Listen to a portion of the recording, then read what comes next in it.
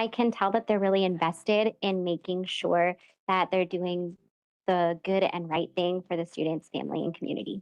I appreciate the governing board's commitment to transparency, thoughtful decision and making, and their dedication to serving the best interest of the community. Their guidance and the oversight help stability and long-term success.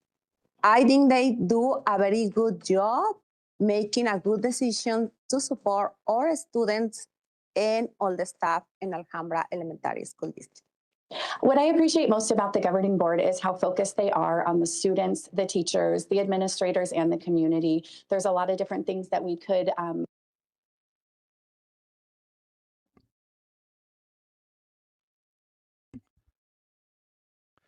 Good evening, everybody. This is a notice of public hearing notification pursuant of ARS 38-431.01 and 38-431.02. Notice is hereby given to the general public and the members of the governing board that the governing board of Alhambra Elementary School District number 68 will hold a governing board public hearing, which is open to the public in the Alhambra Board Building, 4510 North 37th Avenue, Phoenix, Arizona. A, public hearing notice. A1, public participation. All requests to speak must be submitted prior to the call to order. Alhambra Elementary School District welcomes all public participation. However, individuals addressing the board are discouraged from making personal attacks upon board members, staff, or other persons, whether present or absent. Presenters are cautioned that statements or representation concerning others that convey an unjust or unfavorable impression may subject to the presenter to civil action for defamation. A citizen wishing to appear before the governing board must fill out the request to address form prior to the beginning of the board meeting. The completed form must be presented to the governing board executive assistant prior to the call to order. Requests to address are limited to a maximum of 3 minutes unless the governing board president determines that a shorter time is necessary to expedite an orderly meeting. Please refer to policy BEDH. A2, call to order. A3, pledge of allegiance and moment of silence.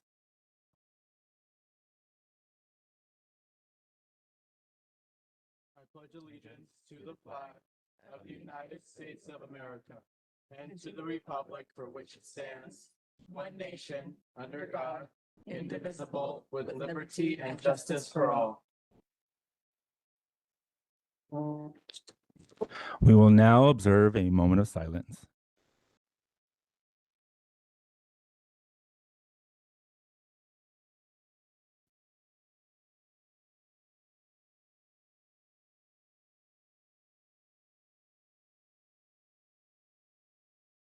Thank you. A4, adoption of the agenda. I call for a board member to adopt the meeting agenda. I move to adopt the meeting agenda. Thank you, Mr. Solorio. As in a second. Thank you, Mr. Contras. All in favor say aye. Aye. Aye. Aye. Thank you. Meeting adopted. Moving to B, public hearing. B1, board consideration of district restructure that includes potential school boundary changes and or school closures, ARS 15-341, 32, and 37. This is the first of 2 required public hearings for the governing board to hear public comment on the proposed Alhambra Elementary School District boundary changes and or school closure. Arizona law requires 2 public hearings. This public hearing is convened to share the proposed plan and allow for the public comment. Oral explanation will be presented by Dr. Maya, Superintendent, and Ms. Bilyeu, Executive Director of Operations. The governing board will not be voting at this public hearing January 22nd, 2026. The district intends to schedule a meeting to vote on the potential school closures at the regular scheduled governing board meeting February 12, 2026. Moving to C, public comment. Oh, actually, before we move to public comment is where we present. Now we'll move to the presentation.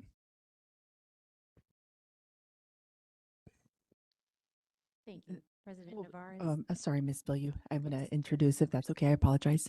Good evening, everyone. Thank you, Mr. President Navarez, Governing Board. Thank you for everyone who's here in the audience. Before we begin our presentation, I wanted to begin by first acknowledging how difficult and emotional this moment is for all of us and for so many in our community. Decisions about school closures are never easy, and this is not a situation that any of us wanted to be in. I want to acknowledge with a heavy heart that a significant portion of our enrollment decline is connected to the fear that many of our immigrant families are experiencing in the current climate. These families who love their children, value their education, and want to be here. It's difficult to see fear disrupt access to the American dream. I'm deeply grateful to everyone who is here tonight for showing up, for caring about our students, and for engaging thoughtfully in this process. Your voices matter, and the board and our executive team will continue to take your input seriously as we recognize the difficult decision our board will make on February 12th. And now, Ms. Bill, you will present. Thank you. Thank you, Dr. Myers. President Navarez, members of the board, and Dr. Myers, we want to begin by grounding this conversation in purpose. The lens we have consistently used as we brought forward information related to declining enrollment is building a sustainable path forward while remaining united in our commitment to students. Tonight's public meeting will bring together the work that has been underway over time and place it in a clear public context. We will begin by revisiting the enrollment challenges facing the district, grounded in current reality rather than isolated data points. From there, we'll walk through the analysis that incorporates staff input, family input, and board guidance. This meeting is intended to connect the data and the feedback in a way that is transparent and accessible, and to show how these elements shaped the options that were evaluated. While we will bring forward recommendations this evening, tonight is focused first on understanding the rationale, the impacts, and the considerations that informed this analysis. We also want to be clear that this presentation is about process and perspective, how we evaluated options, what we heard from stakeholders, and how these elements led to the recommendations that will follow. At the center of every decision is students. As we evaluate options, we are asking how each decision supports student experience, preserves access to programming, maintains family and community continuity, and positions the district for long-term stability. These drivers, equity in programming, resource optimization, financial stewardship, family continuity, and future-focused planning have guided the analysis that you will see today.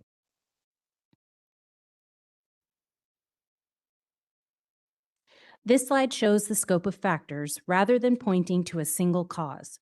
Declining enrollment is a widespread challenge across Arizona and nationally. It affects funding, staffing, facilities, and the way districts must plan for the future.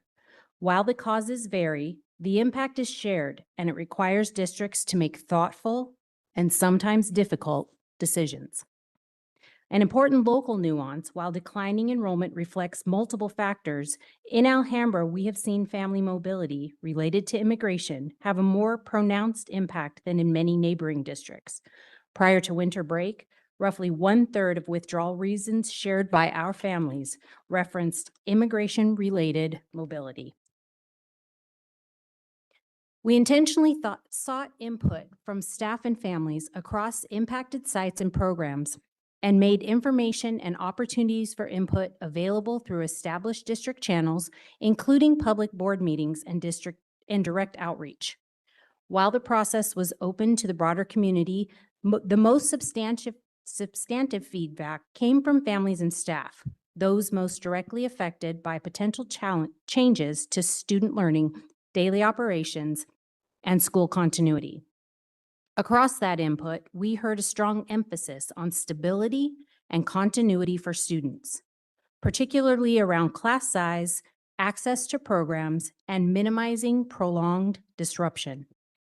Families and staff also shared concerns about extended uncertainty, especially when change stretches across multiple years.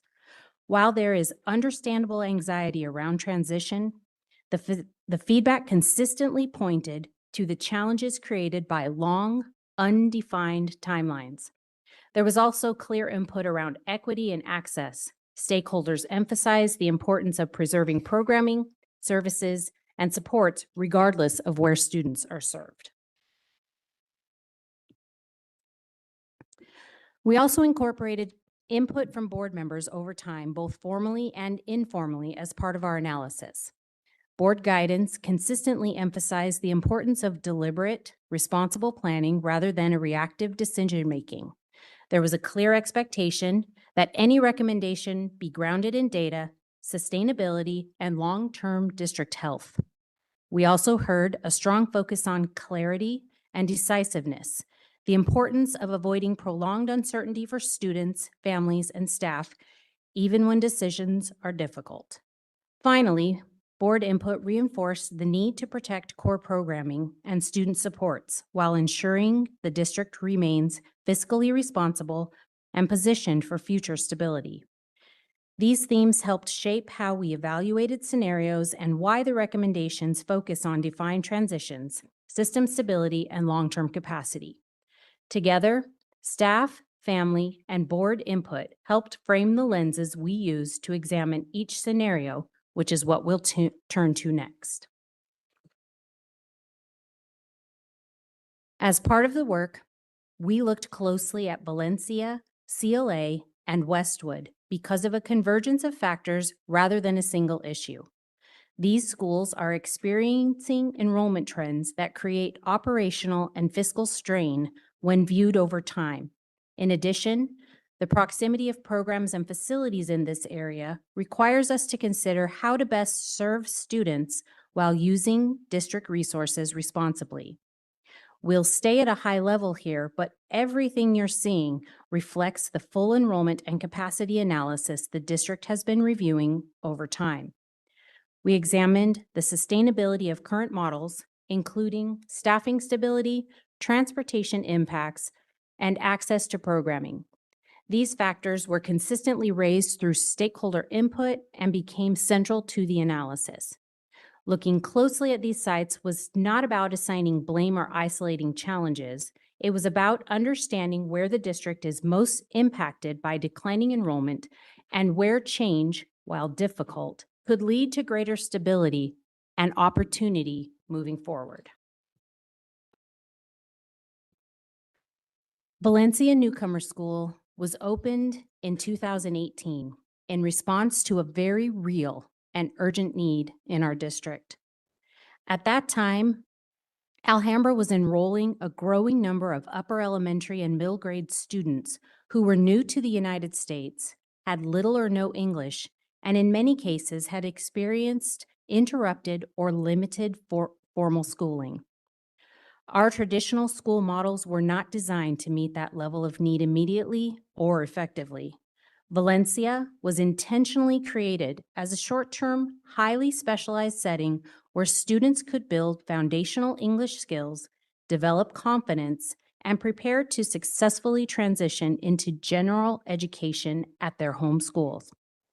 The school was designed around the enrollment patterns and student needs we were seeing in 2018. The chart on this slide shows how those enrollment patterns have changed over time, which is an important part of the conversation we're having today.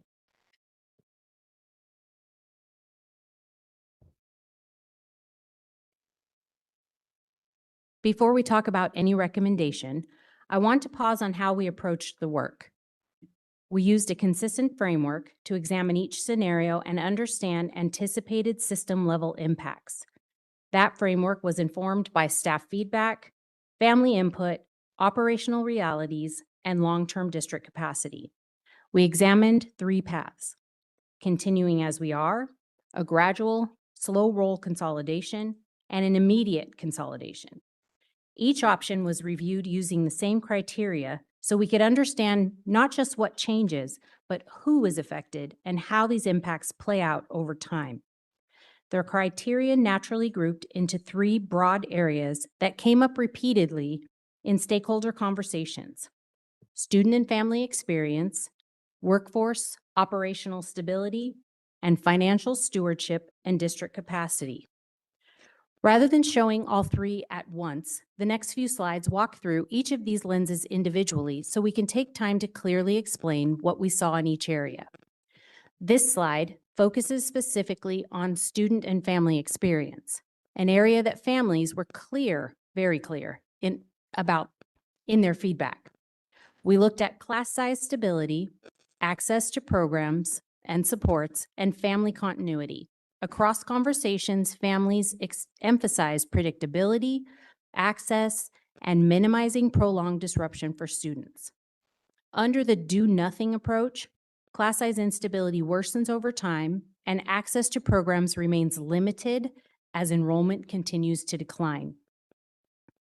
The slow roll option can feel less disruptive on the surface, but what we heard consistently is that extended transitions often create prolonged uncertainty for families, particularly when students are left navigating changing structures year after year. Immediate consolidation concentrates the transition into a defined period. While change is still difficult, this approach allows families to reach a stable and end state sooner. With more consistent class sizes, clearer school identity, and expanded access to programs and supports. From a student and family lens, the key distinction is not whether change occurs, but whether uncertainty is prolonged or resolved. The next slide looks at the same three scenarios through a workforce and operational stability lens. This slide reflects what we heard from staff and what we see operationally across the system. Staffing certainty and transportation feasibility were raised repeatedly as areas of strain. Under both the do-nothing and slow roll options, uncertainty persists. Staffing adjustments extend across multiple years, transportation strain remains, and planning becomes increasingly reactive rather than intentional. The slow roll option in particular prolongs uncertainty for staff by delaying clarity around assignments, roles, and long-term staffing needs. Immediate consolidation allows the district to plan staffing more deliberately, primarily through natural attrition, and to stabilize transportation and operational systems sooner rather than later. From a workforce and operational perspective, the distinction between ongoing disruption and earlier stabilization for the people doing the work every day. The final lens looks at financial stewardship and district capacity.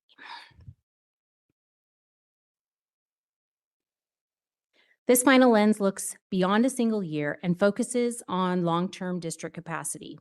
Under a do-nothing approach, the district-wide fiscal and compensation capacity continues to erode as structural costs remain misaligned with enrollment.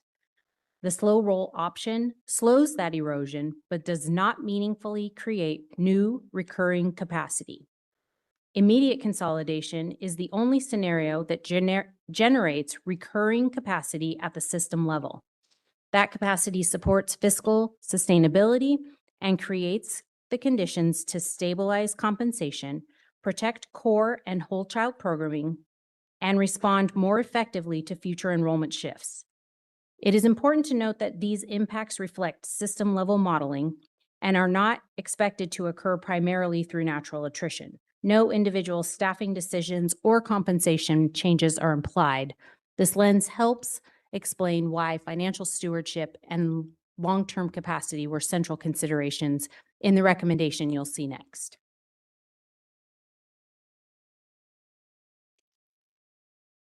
With the analysis as context, Cabinet is recommending consolidation of Choice Learning Academy and Westwood beginning with the 2026-27 school year.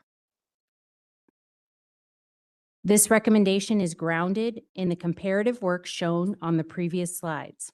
When we examined all three scenarios using the same criteria, immediate consolidation consistently resulted in clearer planning, greater stability, and stronger long-term capacity across student experience, workforce stability, and district stewardship. We recognize that consolidation is a significant change, and we do not take that lightly. However, the analysis shows that both doing nothing and slow rolling consolidation extend uncertainty for students, families, and staff, and continue to strain operational systems over time. Consolidation allows the district to move through a defined transition period rather than prolonging disruption across multiple years. It also allows us to plan intentionally for staffing, transportation, programming, and facility use rather than reacting year to year. This recommendation reflects the input we received from stakeholders, the operational realities we are managing today, and our responsibility to make decisions that strengthen the district for the long term. In addition to the CLA and Westwood recommendation, Cabinet is recommending the closure of Valencia Newcomer School and the integration of newcomer programming into each site's English language learner supports beginning in the school year 26-27. This recommendation is grounded in enrollment trends, sustainability of standalone programming, and what we heard from stakeholders about the importance of providing language development and support within a student's homeschool community. The intent is not to eliminate services for newcomer students. Rather, it is to embed those supports more directly into each site, allowing students to access language development, academic instruction, and social supports in a more integrated and stable setting. The Valencia site itself would be preserved and repurposed to support the continued expansion of Global Academy of Phoenix, a choice program that is experiencing growth and increased family interest. This allows the district to better utilize existing facilities while expanding access to a successful program. This approach allows us to strengthen services for newcomer students, reduce operational fragmentation, and make more effective use of district space while avoiding prolonged uncertainty for staff and families. As with the other recommendation, this reflects a balance of student need, program sustainability, and long-term district capacity.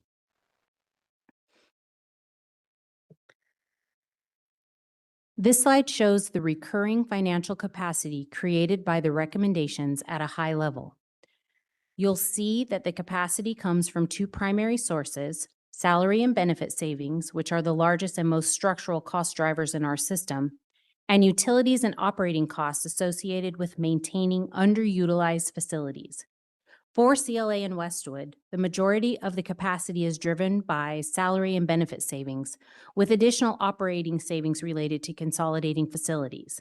For Valencia, the capacity shown reflects salary and benefit savings associated with closing the standalone site and integrating services. Taken together, these actions create approximately $1.4 million in recurring annual capacity. This is ongoing capacity, not one-time savings.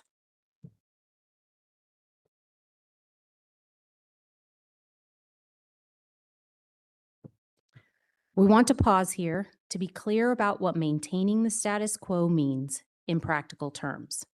This slide is not about assigning blame or creating urgency for its own sake. It's about naming the system-level impacts that continue if no action is taken. From a student experience perspective, families were clear that transitions matter. Under the current two-school pre-K 4 and 5-8 structure, those transitions cannot be eliminated. At the same time, as enrollment declines, we have fewer staff available beyond core instruction. That reduces our capacity to sustain consistent whole child programming and puts increased pressure on enrichment, intervention, and extracurricular opportunities that our families value. From a workforce and operations perspective, maintaining current structures extends uncertainty for staff across multiple years. It limits our ability to plan staffing intentionally through natural attrition and increases strain on transportation, scheduling, and daily campus operations as systems continue to operate below sustainable enrollment levels. From a financial stewardship perspective, choosing not to act means foregoing approximately $1.4 million in recurring annual financial capacity. That limits our flexibility to protect whole child programming, respond to future enrollment shifts, and plan responsibly for long-term compensation sustainability. The key point here is that maintaining current structures does not preserve stability. It prolongs constraints across the system and reduces our ability to plan intentionally for students and staff over time. This slide reflects the sequence of meetings and decision points, not implementation. Tonight's meeting is focused on sharing the analysis, the recommendations, and the implications so the board and community have a clear understanding of the work that has been done. The board will not take action this evening. The formal decision point would occur at the February 12th meeting. The purpose of this timeline is to reinforce that this process is structured, transparent, and board directed at each step. This outlines the key steps we would take to ensure a smooth, thoughtful transition if the board approves the plan. First, we'd focus on staffing alignment and supports in a way that promotes stability and minimizes disruption consistent with the board's direction. We would prioritize continuity for students and staff and rely on natural attrition and thoughtful placement wherever possible. Second, communication planning. Implementation only works when people understand what is happening and why. We would use a phased communication approach for staff, families, and the broader community that reflects board decisions and incorporates stakeholder input with clarity and predictability as the priority. Third, operational sequencing. We would coordinate staffing, program transitions, and facilities work so that instruction and services remain uninterrupted. This includes ensuring campuses are prepared to support age-appropriate needs for upper grade students as part of the transition. And finally, transition support. Change affects people differently, and we would provide targeted support to impact staff and school communities throughout the implementation.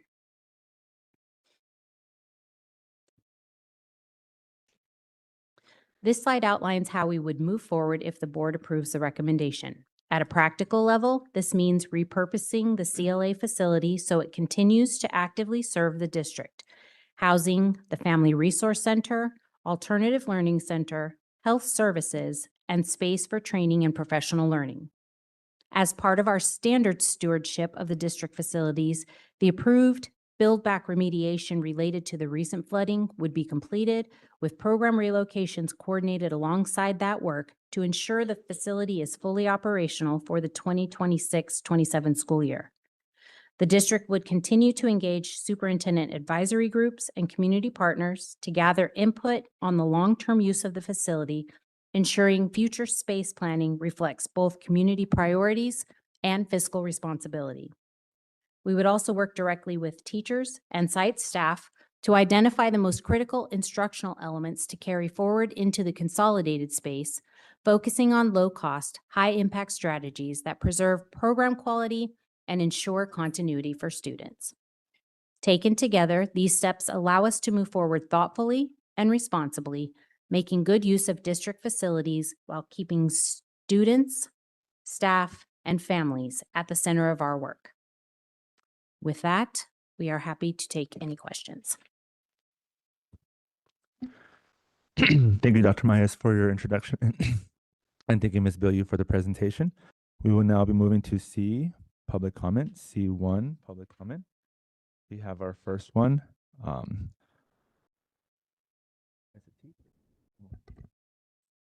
We have our first one, Luis Mujica. If I pronounced that correctly, sorry. And a reminder for everybody, we have 3 minutes each speaker. Hello, everyone. My name is Luis Mujica, and today I want to share part of my story that truly changed my life. I was born in Venezuela, and in 2018, my mom and I migrated to the United States of America. When we arrived, everything felt overwhelming. I didn't understand the language, the culture, and most of all, the school system. Most of the time, I felt invisible, like I had a voice, but no way to use it. It was just my mom and me, starting over in a new country. I was scared and confused, and I didn't know where I belonged. The Valencia Newcomer School came into my life. I was part of the very first group of students when Valencia opened. From the moment I walked into that school, something felt different. Valencia wasn't just a school, it was a place that understood me. It was built for students who came from different countries, languages, and different struggles. Before Valencia, English felt like a wall I could never climb. I was afraid to speak because I didn't want to make mistakes. But Valencia gave me patience, encouragement, and teachers who believed in me, even when I didn't believe in myself. Slowly, day by day, my English began to grow, and so did my confidence. But what makes Valencia truly special is that it didn't only help me. Valencia helped my family by giving a job to my mom at Valencia. That support meant stability for us during a very difficult time. It meant dignity, security, and belonging. Seeing my mom supported by the same place that was helping me grow made me realize something's important. Valencia became part of our family. Because Valencia, I didn't just learn English. I learned how to speak up. I learned how to believe in myself. I learned that my background is not a weakness, it's a strength. Today, I'm studying at Glendale Community College, working towards an associate's degree in visual and performing arts. My dream is to become a teacher so I can help students who feel lost, afraid, or unheard, just like I once did. Valencia Newcomer School changed my life. It gave me a voice. It gave my mom and me support when we needed it the most, and it gave me a future. Thank you so much. May God bless the schools of Alhambra and the United States of America. Thank you. Thank you, Luis. We will next have Mike Suvia. Mike Suvia. Oh, I'm sorry. Welcome, Mr. Sullivan. It's cool. Myself. So I can't imagine a community without Valencia in it. It's a model for what we can be in society. And the impact goes so far beyond the classroom setting. I can't tell you about test scores. I can't tell you about graduation, but I can tell you about who I see in the community. Right. And you know, I have been part of Valencia since before it was a school. You know, got connected first at Montebello, and then when the brilliant decision was made, a decision that, you know, across the United States, people looked at for what you were pioneering. So I've been a part of it ever since then. And just think about what you've done, right? You've taken kids from camp to classroom. Literally camp. I mean, refugees live in tents, right? For years. And their parents may have lived in tents for years too. And now they're in a classroom for the first time and they're thriving. And I see them in the workplace. I see them in the churches. I see them at soccer games. I see them in other places. They're a lot taller because they went to school at Valencia. So what I'm trying to do is find kind of a parking place in your minds. I know everybody cares, but just to remember, you know, what this school is and what it can be and the impact that it made. Refugees are they're liberated but isolated. You can create refugee camp 2.0. You take somebody from one place, you bring them over here, and you don't integrate. The integration is interaction. And that's what happened. And they didn't just do it for one culture. Think of the different cultures that arrived onto the Valencia campus and how they were fully integrated, them and their parents. And so I guess what I'm sharing is that I recognize that we're not a very welcoming nation, right, at this point in time. So, but we can be a welcoming community, right? And to think My question for you is, who do we want to be? I saw the, economic realities, I saw the classroom realities, but we need a place like this in order to be the society I think that most people in this room want us to become. So that's what I wanted to share with you. Thanks. Thank you, Mr. Sullivan.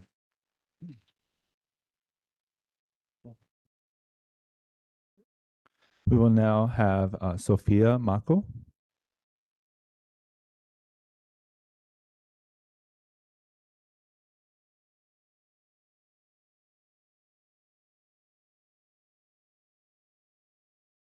Hi, good evening. My name is Sophia Mako, and I'm an ASU student and a member of RISE, a volunteer campus organization that provides tutoring and mentoring to refugee and immigrant communities across Arizona. Our organization is made up largely of students who are immigrants themselves or who come from immigrant families, so that we can build educational communities at our 3 locations. I am the director of the Valencia location, and I'm deeply saddened to be here under the possibility that a school we have worked with for over 7-8 years may be closing. I wanted to speak here to give an overview of our partnership with Valencia and thank everyone involved. Rice has had the privilege of being inside Valencia every Friday, working directly with students. At the peak of enrollment, we supported 7 classrooms with 2 to 4 tutors per classroom, providing supplemental assistance. As the school's landscape changed this academic school year, we changed with it and shift to one-on-one tutoring within each class to reinforce the fundamentals ESL curriculum, of which we had already begun to receive positive feedback from teachers. But what we provided was never just tutoring. We mentored and encouraged students, painted, ran activities, supported after-school events like the Winter Festival, and built real relationships with teachers and staff. RISE quickly became interwoven into Valencia. This school is not just a place where students learn, it is a community, and we have been honored to be a part of it, no matter how unfinished our work feels. To RISE, support has always meant a dual commitment, helping students academically while also helping them feel safe, confident, and seen. I have personally watched students begin at Valencia with reservation and fear to speak or answer questions in English, to even just a few weeks or months later having found friends, raising their hands to participate, and excited to see their tutors walk through the doors. Our participation with Valencia is a reflection of Valencia's commitment to its students and its successful multifaceted model of education. Their consistent commitment to welcome us into their classrooms and community is just one example of their holistic approach to education, because we're not only invited in as tutors, but as positive role models in our students' lives. Every year, an entirely new group of students arrive at Valencia from different countries, languages, and cultures. Many are not just adjusting to a new school, but a new country and a new system, while many are also carrying the weight of trauma from displacement. And year after year, the students and staff at Valencia prepare these students for the American education system in a way that is both extraordinary and deeply specialized. I witnessed this firsthand in Miss Nguyen's classroom, where I volunteered for 2 years. Her masterful balance of emotional and academic support was awe-inspiring, and it was remarkable to see students make significant leaps in their abilities between tutoring sessions. And it is teachers like this that remind us that Valencia is not just a school, it is a carefully designed transition space where students learn not only English and academics, but how to exist confidently in a new place and culture. From what we have seen, Valencia creates an ecosystem of support that simply cannot be replicated or replaced by newcomer-focused programs in other schools. We know this because our club is still needed as Ms. Mako. support to school systems. That is time. Thank you, Ms. Mako. Thank you Apologies. so much for everything. We really appreciate the work that you guys have done to help our communities.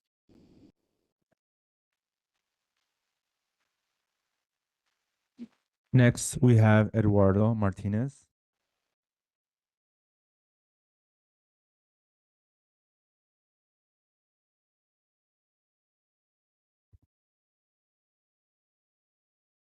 Good afternoon, Superintendent and board members. My name is Eduardo Martinez, and I am a 4th grade student at GAP. Closing Valencia will help students like me be in a smaller classroom and help teachers be less stress, and help more students at GAP is a great school, and this will help us have more students. Please also give my teachers a salary raise. Thank you.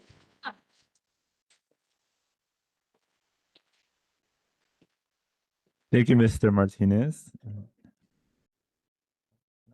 Next, we have Tenari Martinez.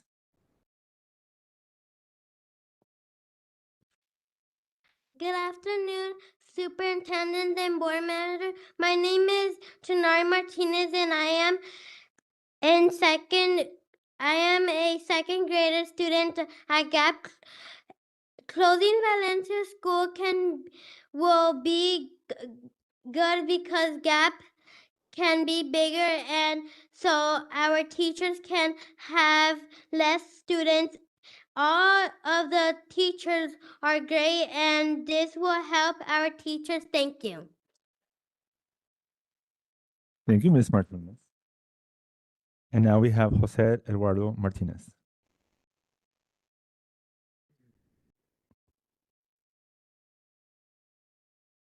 Good evening, Superintendent, board members. My name is Jose Martinez, and I'm the parents of Eduardo and Tanari. So I know this is a hard decision for you guys to close the schools, but I want to remind you something. My wife used to be a board member about when he wasn't even born yet.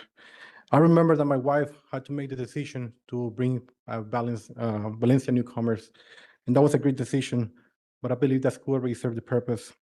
So I witnessed my son struggling to his classes when they're bringing more students, 30 and plus, to the professors. It creates a stress on them.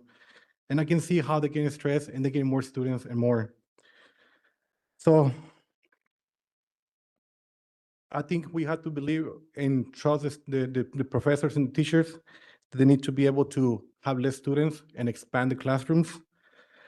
I've seen and witnessed Dr. Landay. He's been a great leader and a great veteran. And I would like for him to test his staff and actually expand more. I would say give this man a chance to expand GAP into Valencia. As well, I witness our immigrant students, they go to GAP and they're already getting there, and they will be helping them as well to be able to expand so we can welcome them. I believe that by implementing the culture that Valencia currently has in all the schools across Alhambra, it will create a better school system and we can help the students as a whole. So let's not look at closing Valencia, but rather bring the same spirit to every school. Thank you so much. Thank you, Mr. Martinez. We will now have Derek DeVelder.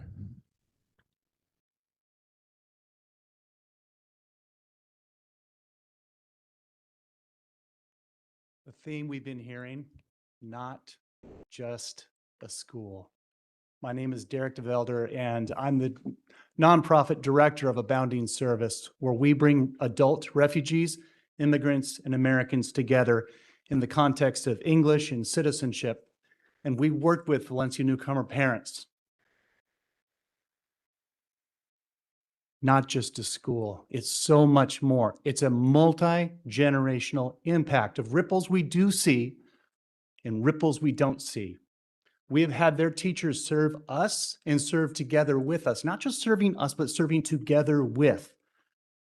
As their students do, we just heard this, serving together with. I'm looking back at Lynette. They are a living culture of service. Right now, you heard it. In the past, we saw it on the graph and the possibilities for what it could be in the future.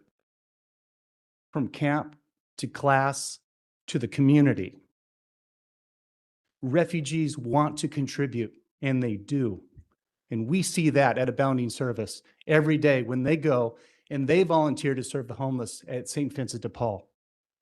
When they serve at House of Refuge Sunny Slope for the recently sober.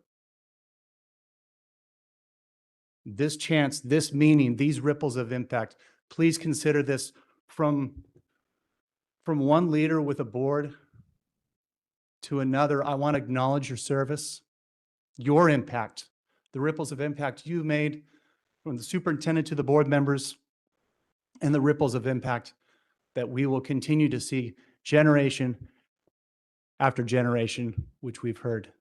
Thank you so much. Thank you, Mr. DeVelder. We will now have Wilmarie Maldonado Castro.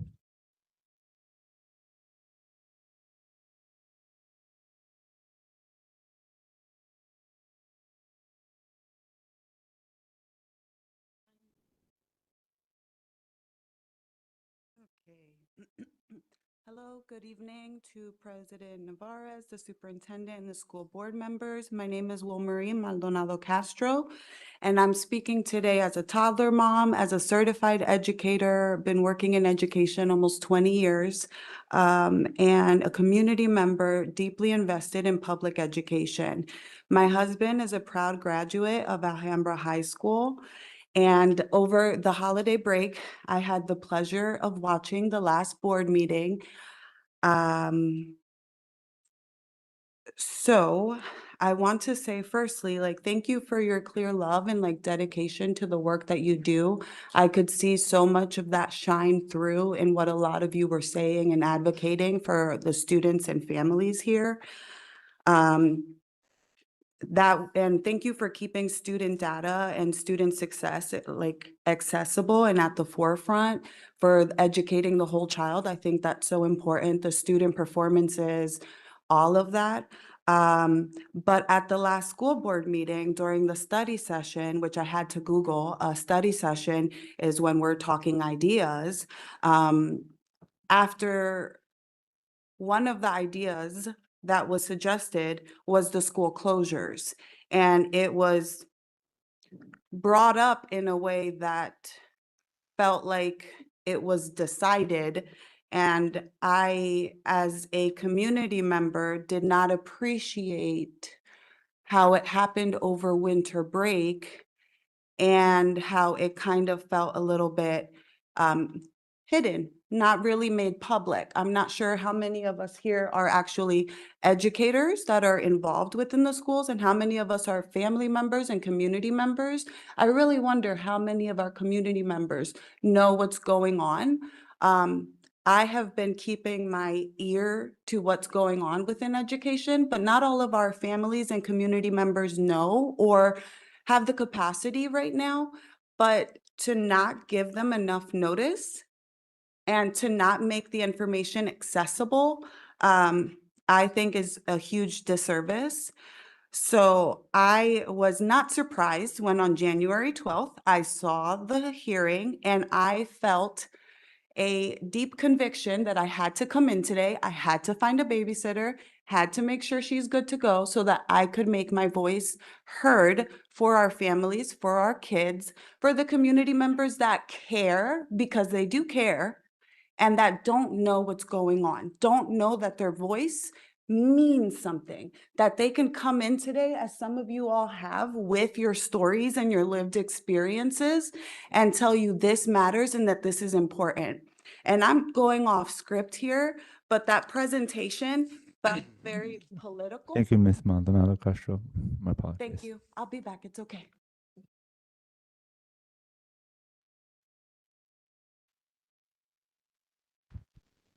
We will next have Amanda Brooks Taylor.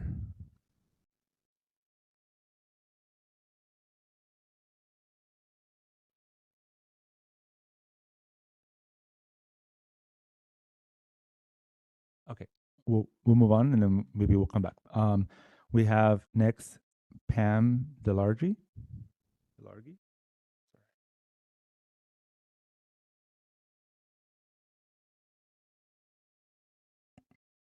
Thank you very much. As you can see, I have a long formal statement. I find myself here today as the daughter of my father, who was one of the national leaders in the U.S. on community education, and who, when I told him about what Valencia School was doing, found it the most marvelous model. And so I congratulate you all at Alhambra District for coming up with this model that is truly a community school. We know that you can't educate the whole child without working with the family, with the community, thinking about everything from healthcare to making sure that kids have clothes they can wear to school and properly fitting shoes, making sure that they know, their families know where to take them if they have any kind of problem, making sure they have enough to eat. And Valencia School did all of this in addition to taking children without English perfecting their English, sending them on successfully to other schools, where we are now seeing them arrive at ASU, where I'm a faculty. And so I congratulate all the staff at Valencia for doing what they have done for so long, well, not long enough probably, for so many students. One thing I wanted to raise is the issue that was brought up earlier, that 1/3 of withdrawals were due to immigrated mobility. This is a frightening thought to me, as I'm sure it is to many of you, because I'm not sure we know what that means. I'm not sure whether people are not showing up because they're worried. They're perfectly legal, but they're worried about driving their children to school because they've seen what has happened in other places. That is really worrying to me. And I hope whatever needs to happen in terms of enrollment, in terms of equity, in terms of the fiscal responsibility you have, you will not abandon the amazing model that was adopted at Alhambra, and that you will help the rest of us document this experience to show what a great model it is for all communities. We need this kind of education in our country. Valencia not only taught children and their families English, they taught them and imbued the values we want imbued, that is, of freedom, of equality, of fairness, of kindness, and of community.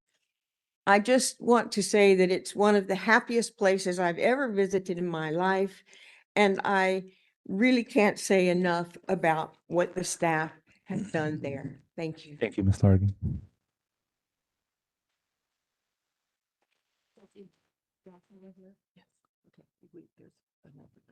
These two. Next we'll have come up is Joshua.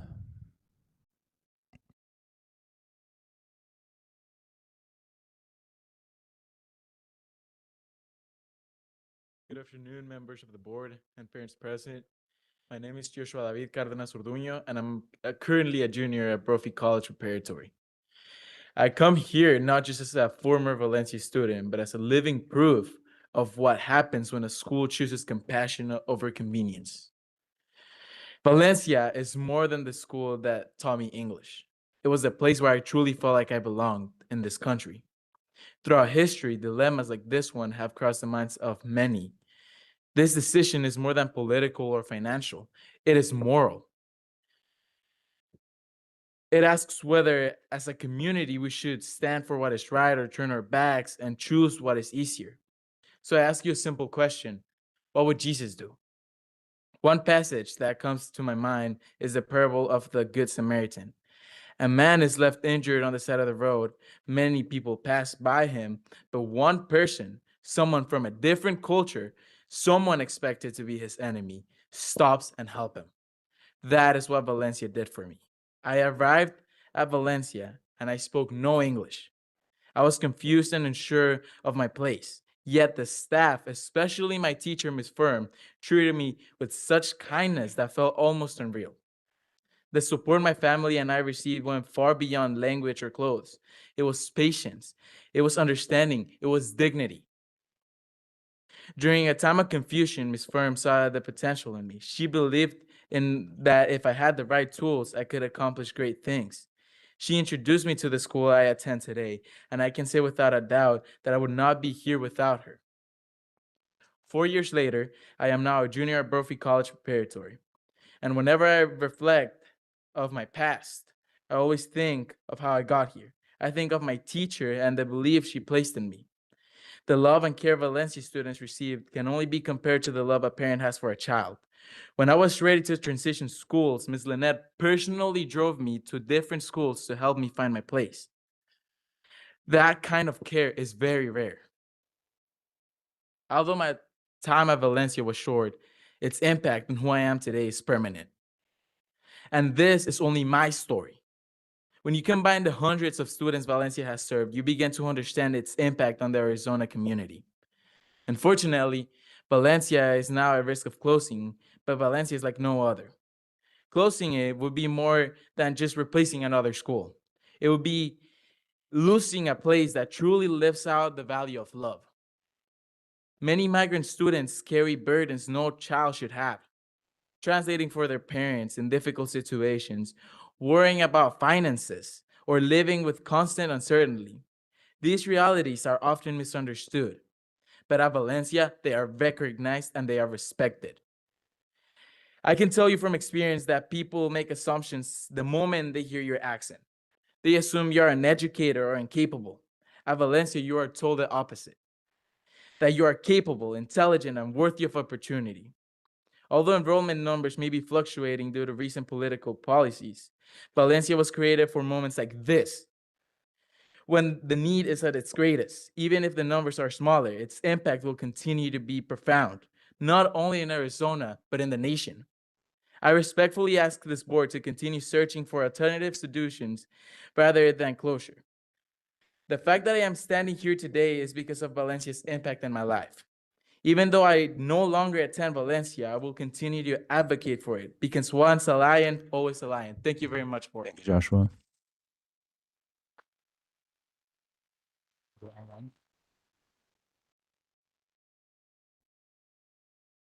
Okay, we're just going to call some names. We're not sure if these are online submissions. Shanaka Behera.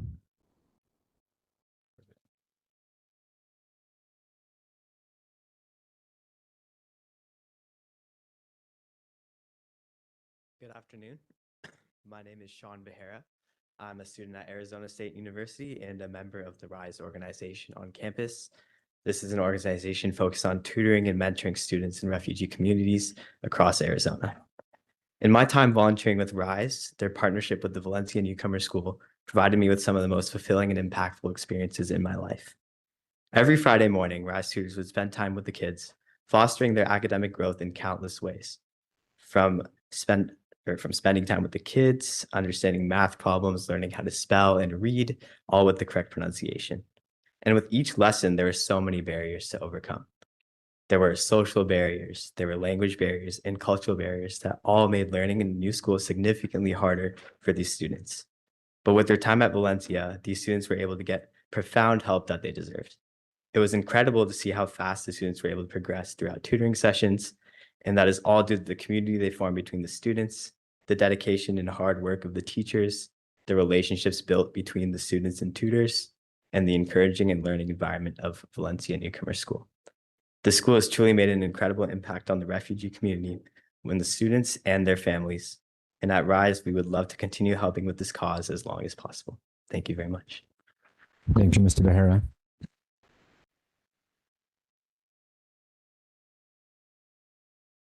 We're also going to see if Alessandra Lechuga is here.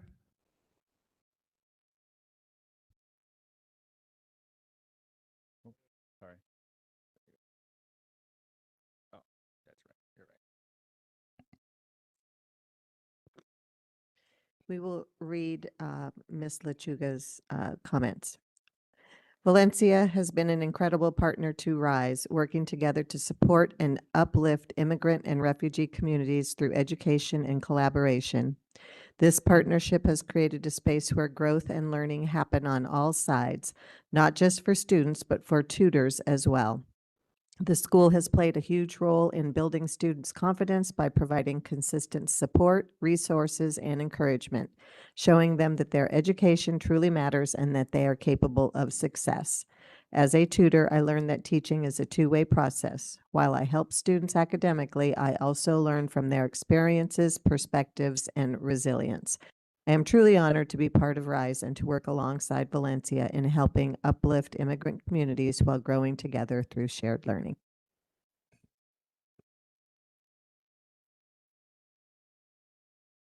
Thank you.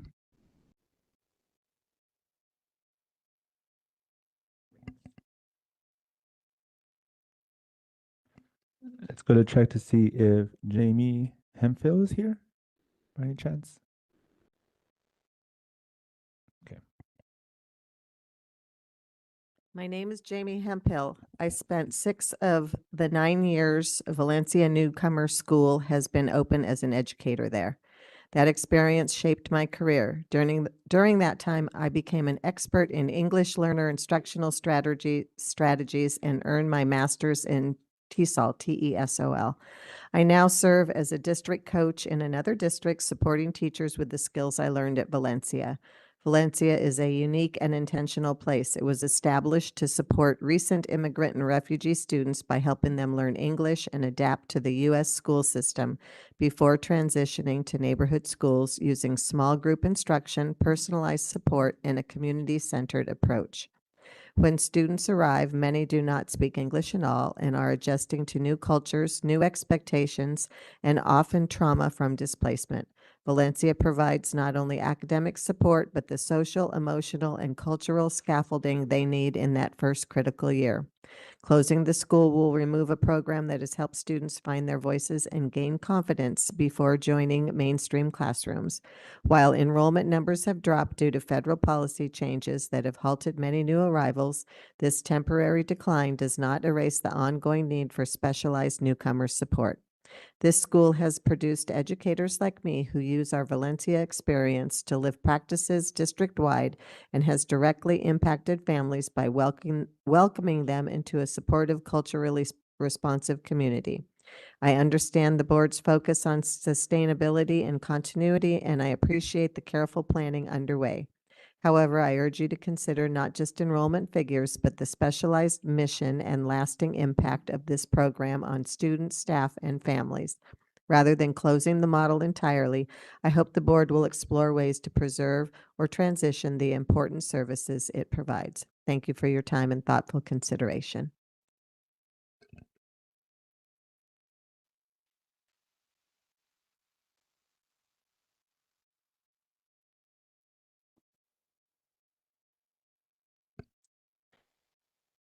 And we have one more. This communication is from Brad Clement. This communication is written in reflection and support of the Valencia Newcomer School, understanding its closure is being considered due to the significant budget and other challenges facing the district, in some ways similar to all other public schools due to funding issues and priorities. For background, I enjoyed a 35-year public school employee career, including 27 as a building level administrator in another state, and am certainly aware of the unenviable task and dilemma facing you. As a Valley and Arizona resident now for over a decade, it has been a pleasure to get to know Valencia and see firsthand the work they do. My thoughts regarding this decision include educationally, the accomplishments performed at Valencia, given the student needs, has changed differently with student enrollment compared to staff and building plant costs in other buildings. The achievement of Valencia students in 1 year academically, along with the support their families receive, has allowed for successful transitions to other schools in the district and beyond. The work observed at Valencia on numerous visits there is best in class academically and socially. The caring environment created by administration, teachers, and support personnel allows them to meet students and families as they arrive, personally and in small group settings, with a student-centered curriculum of proven instructional strategies and technology which support success. The short 1 year duration of skill development and onboarding at Valencia before students are placed in other campuses has greatly enhanced longer-term success in and outside of the classroom. Community impact. The impact Valencia provides beyond the school campus is very significant, allowing assimilation as a member of the district population and beyond to become responsible citizens in a changing world. As an executive of a national sports company, Perfect Game Incorporated, which has grown deep roots in the Valley, Valencia has played an integral role. From 2022 to 2024, our most premier event, the PG All-American Classic, was held at Chase Field. The roster for the event includes the top 50-plus seniors from high schools across the country, all who later become high-level college and are professional players. This event is considered to be the best individual high school age baseball event held each year and attracts scouts from all MLB organizations and top universities. Each year that the event was held in Phoenix, the players toured and spent time with students and staff at Valencia as part of the weekend activities. When surveying the players about the weekend afterwards, the majority responded to the most impactful part being not what happened on the field, which was memorable. It was the Valencia school visit. Thank you. Is there any other? No.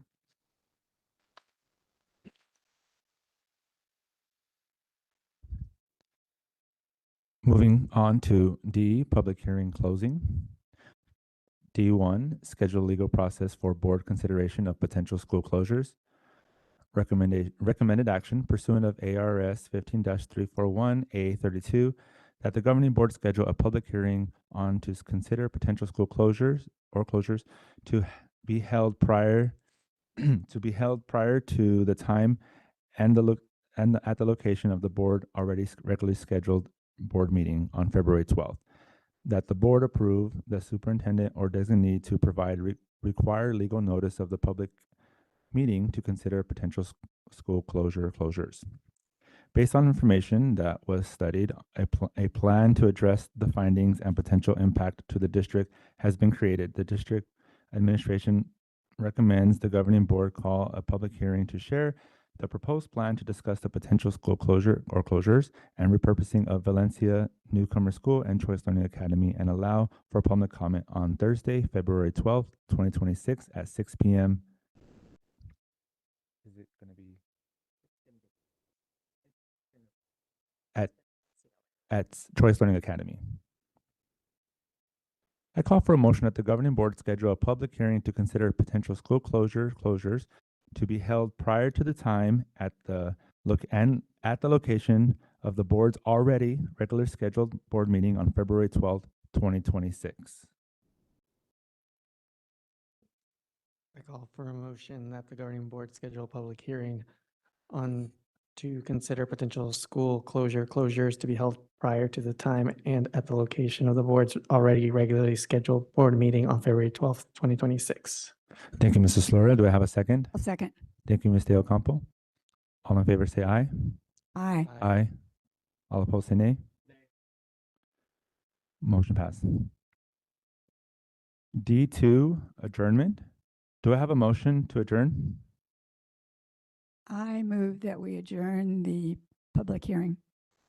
Thank you, Ms. De Ocampo. Do I have a second? Thank you, Mr. Contras. All in favor say aye. Aye. All opposed? Meeting adjourned. Thank you.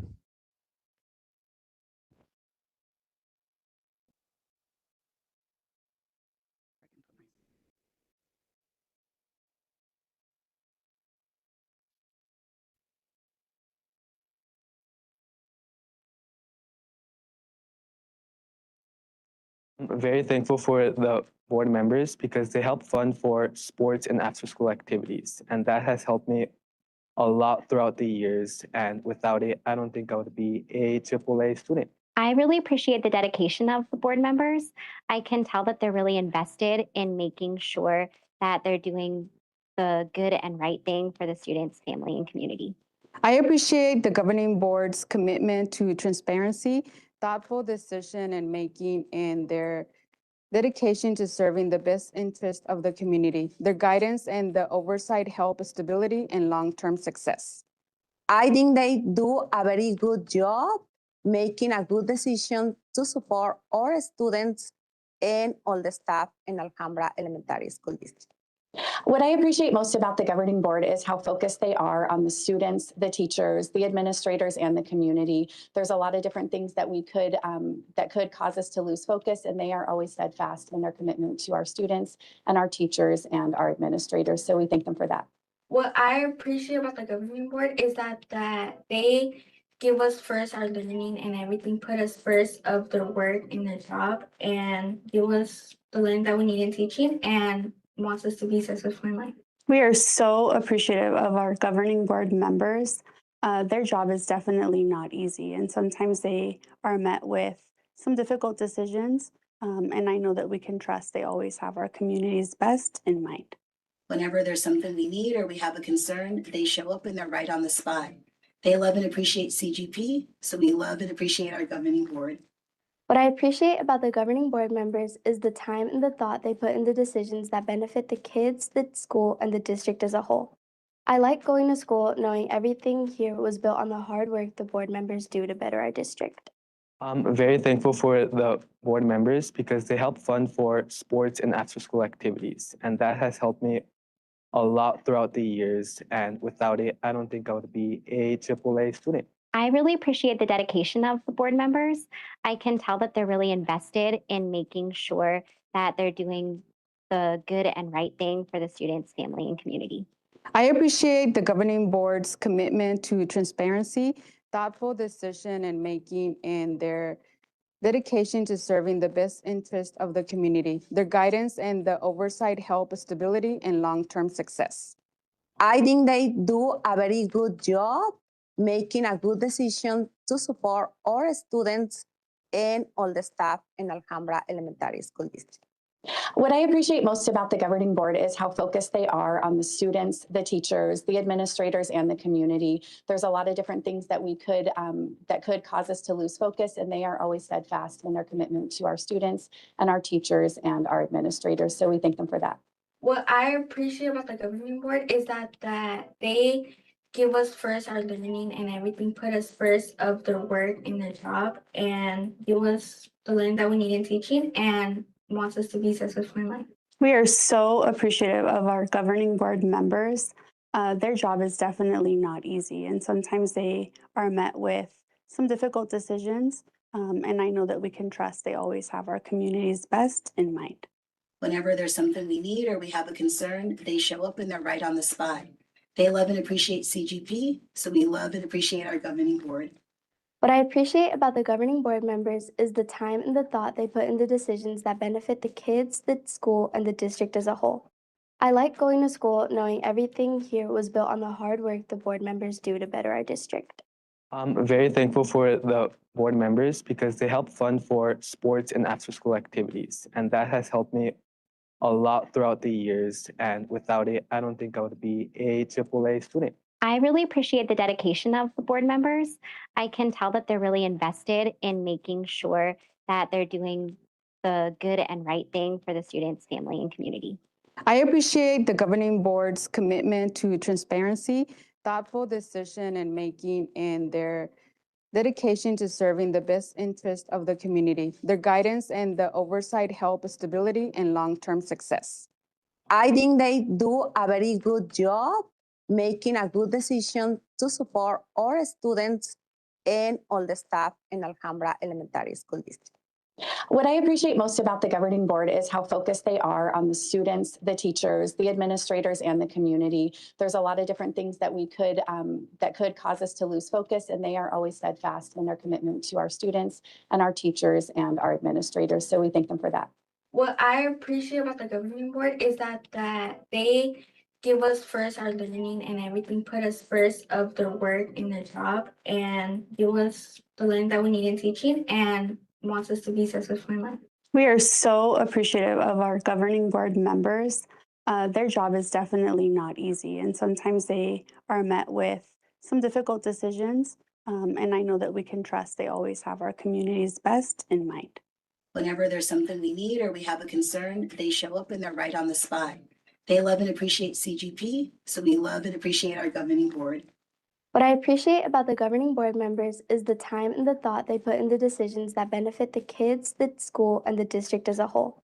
I like going to school knowing everything here was built on the hard work the board members do to better our district.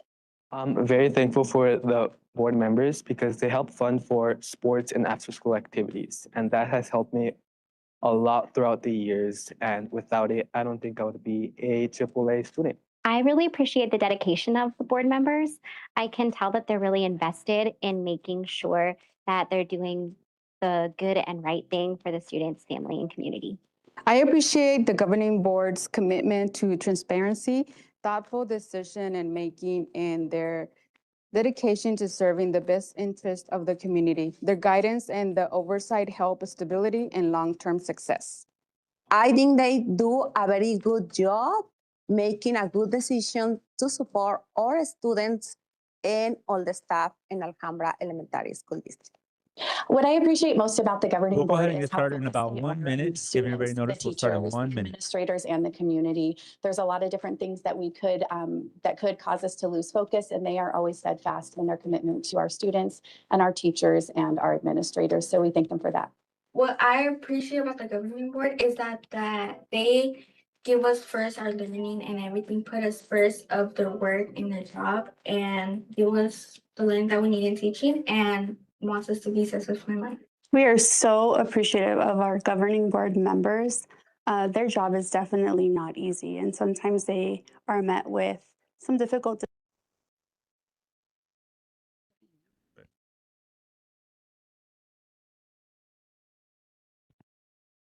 All right. Good evening, everybody. A, meeting opening. A1, call to order. A2, pledge of allegiance. I pledge allegiance to the flag of the United States of America and to the republic for which it stands, one nation, under God, indivisible, with liberty and justice for all. Thank you. Now we will observe a moment of silence.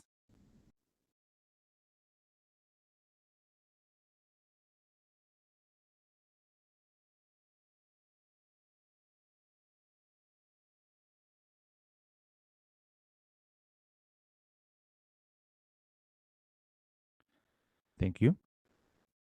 A3, adoption of the agenda. Are there any consent agenda items that a board member would like to have discussed as an action item?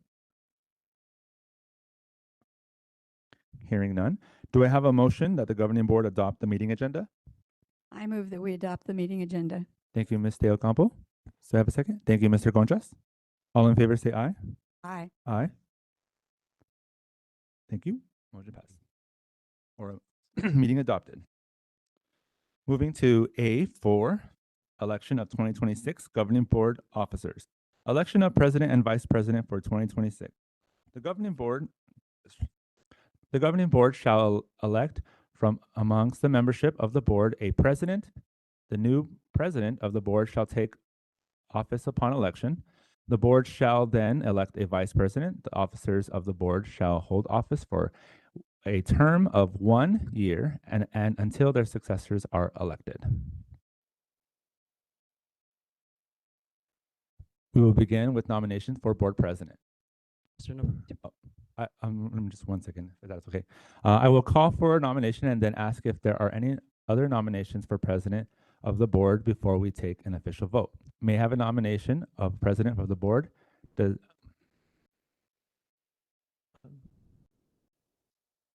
I'll make a motion to nominate Lupe Conchas for president. Thank you, Ms. Florio. And does the nominee accept or decline the nomination? I accept and I have a speech. And are there any other nominations for president for our board? Yes, I would like to nominate Matt Navarez for president. Thank you, Ms. De Ocampo. And I also accept the speech or the nomination. Are there any other nominations for board president? Hearing none, may I please have a motion to close nominations for board president? I move that we close nominations for board president. Thank you, Mr. Contreras. Do I have a second? Second. Thank you, Ms. Gartan. Now, just for clarification, Dana, do I just start with the first one and then for the second, or how does that work? Well, actually, I know Mr. Contreras had a speech. So, Mr. Contreras, would you like to say? Yes. Colleagues, staff, families, and community members, I rise today with deep respect for this board and for President Navarez, for the work we do together and for my responsibility that we carry on behalf of our students and families in educating the whole child. As your current vice president, my most important role is to lead the Pledge of Allegiance, in which we say, with liberty and justice for all. And that's why I'm running for governing board president. We are entering one of the most difficult chapters our district has faced in a generation, and I believe this moment calls for steady, transparent, and a consensus-building style of leadership. Tonight, we are reviewing benchmark data that tells us the truth plainly. Too many of our students are not where they need to be in math, reading, and core subjects. At the same time, we are facing declining enrollment, classrooms with fewer students, campuses under pressure, and families making heartbreaking decisions. Our community is also living through fear and instability. Federal immigration enforcement is having a real impact on our schools. Families are leaving, children are missing from classrooms, parents are afraid to engage or to trust institutions that are meant to protect and support them. Our schools are often the last safe place left for our kids, and that makes leadership more important than ever. We're also staring down a fiscal cliff.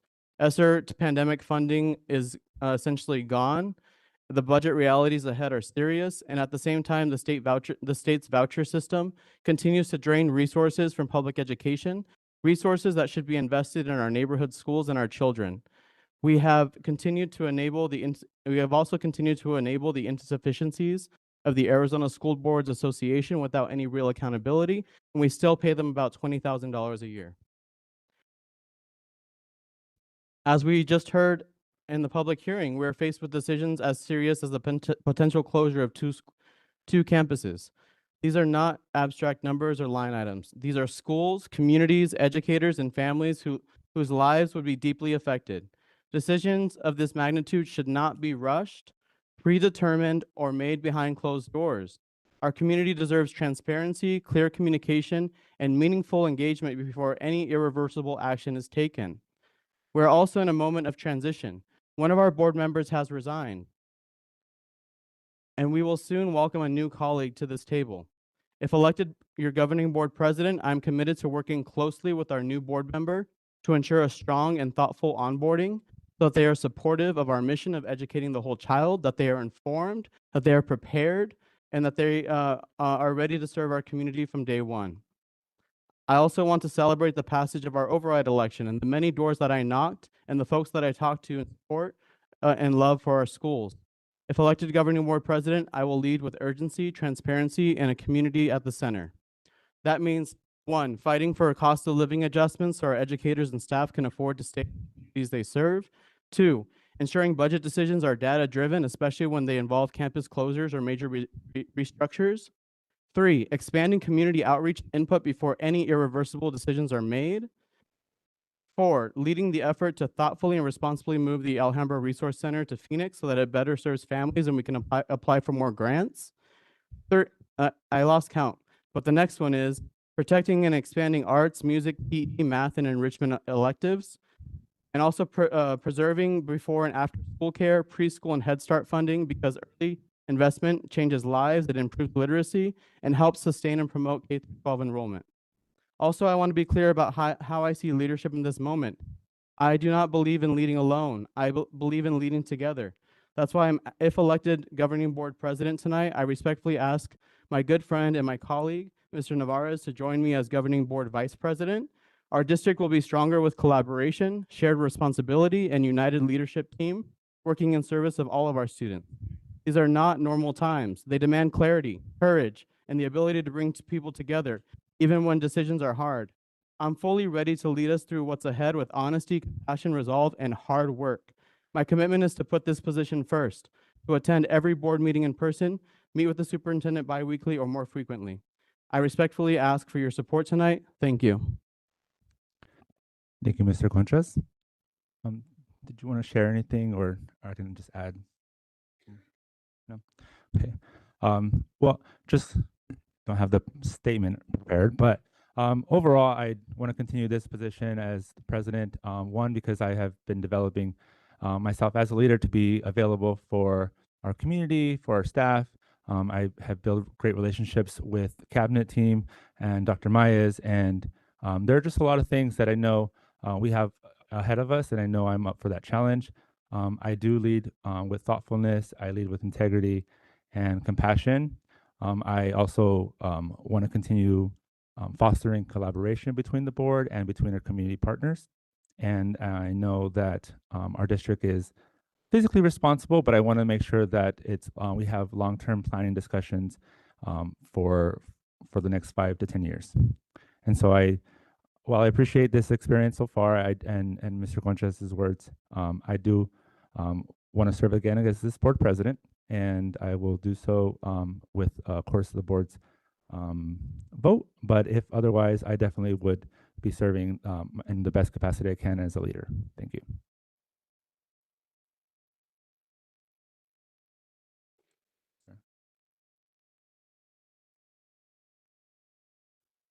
All right. A roll call vote will be taken for this position to determine nominees. Board members will vote for the candidate in order which they are nominated. Board members may only vote for one candidate. The person with the most votes will be elected president. I will now ask each board member nominated to make a brief we will move forward. We will move to vote on the nomination of. Oh, that's right. So first we'll take the roll call vote. Mrs. Solorio? Is this, am I voting aye for a nominee, or am I stating which nominee I'm voting for? You're voting on a nominee. So the very first person nominated was Mr. Conchas. I vote aye in support of Lupe Conchas. Thank you. Ms. De. I'm a little bit confused. Am I saying the name of the person I'm voting for? You're voting to Where's- find out if Mr. Conchas will be the nominee. Then you will have to vote again once we have a nominee, because there were two people nominated. So we have to come up with one person. I vote no. Mr. Navarez. No.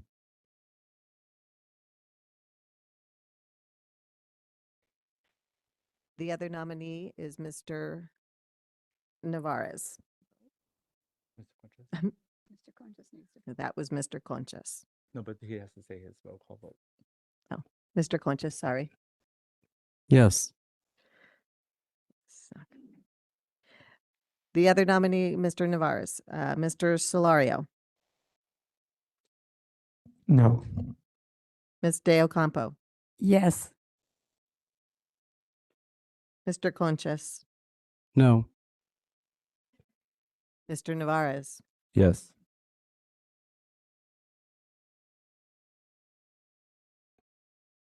Well, that's a good question because I don't know what right at the moment. It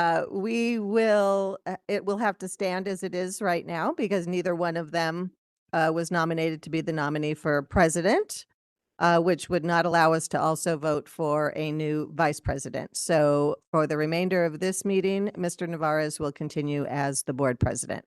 Just to clarify, do we have time to maybe just get a confirmation? Or I just want to make sure we're doing that process correctly. Correct. Mm-hmm. Mm-hmm. Yes. So you will have to make that motion. Mr. Navarez, can I make a statement? Yes. Unfortunately, this is the type of unpreparedness that I have seen on this board. The questions should have been prepared, and every scenario should have been prepared.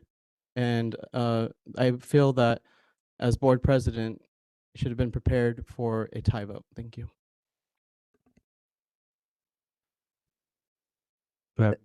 The recommendation when you have a tie vote, Mr. Conchas, is that the motion for president and vice president will be tabled until the next meeting.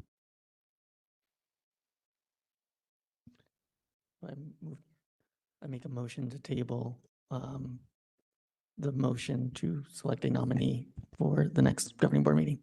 Thank you, Mr. Solorio. Thank you, Mr. Contras, on seconding. All in favor of aye for tabling? Aye. Aye. Aye. All opposed?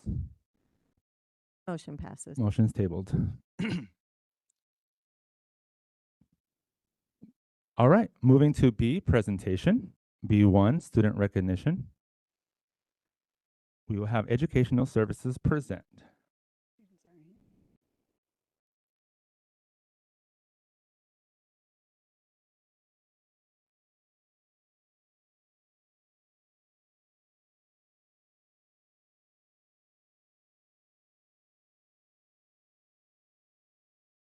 Good evening, Board President Navarez, Governing Board, Dr. Mays, and the Alhambra community.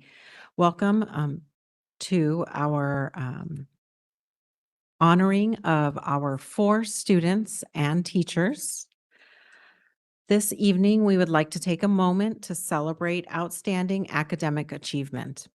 We are proud to recognize 4 students who earned a perfect score of 100% on the district benchmark assessment. This accomplishment reflects not only their dedication and hard work, but also the exceptional instruction and support they received. We would also like to recognize their teachers and administrators for the care, commitment, and high expectations they bring to their work each day. This success is a true team effort, and we are incredibly proud of everyone involved. If we could have the teacher and administrator come up when your student's name is called, and if we could have the administrator hand out the certificate to our students and teacher and our gift bag, please. So our first student is from Catalina Valentin Cardenas, received a 100% in math with Miss Webb. Come on up.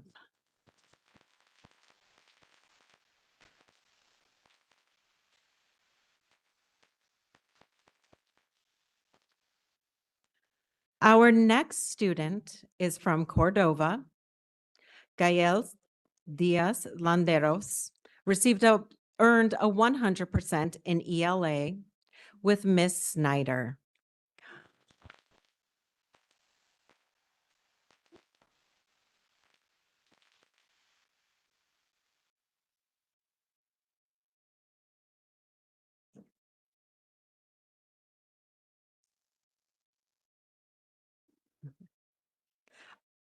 Our third student is from ATS. Fahmi Salamuddin earned a 100% in science with Miss Day.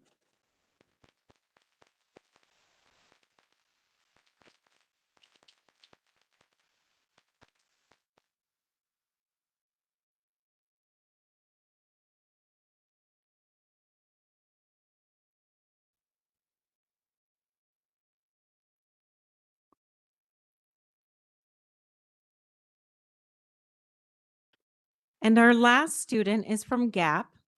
Christopher Van Camp earned a 100% in science with Miss Mayer.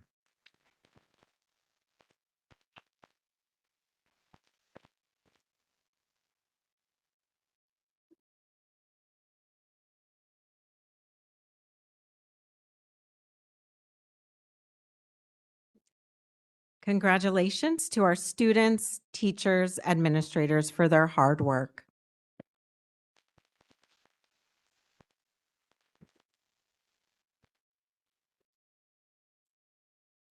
Thank you. We will now move to B2, our All in Education Parent Academy Educator Academy graduates.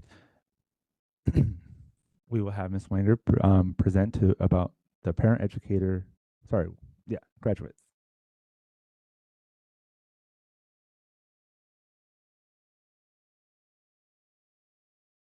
Sorry, technical difficulties. Good evening, President Navarez, board members, Dr. Mayas, community members, and our fall 2025 graduating class and their families. Congratulations to the 40 graduates of the All in Education Parent Educator Academy. You did it.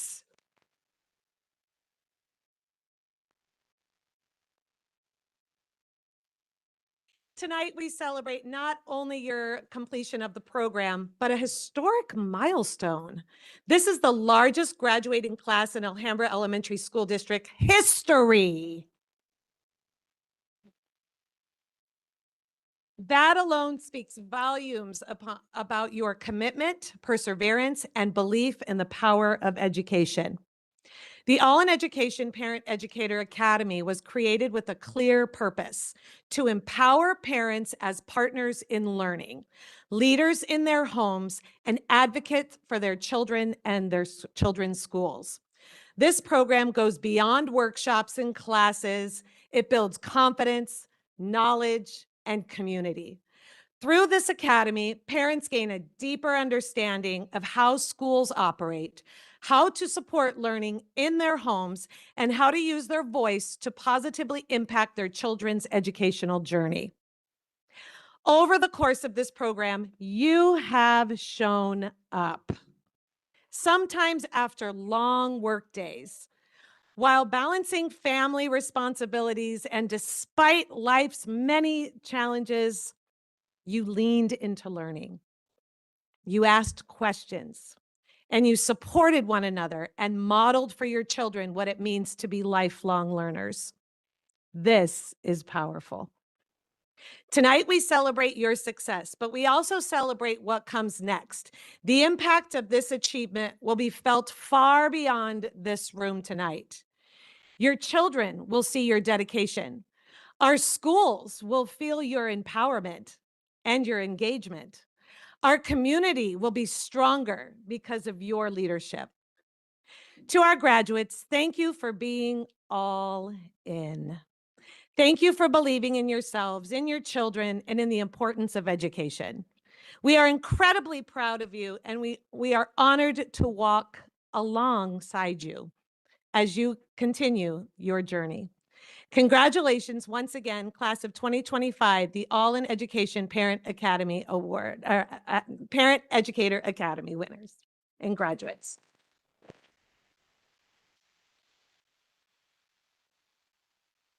Going to have Miss Yvette Nava come, and she is going to read the names off. And I would ask the board if you would be willing to come up front, and we're going to provide a certificate and a handshake, please. So come on down.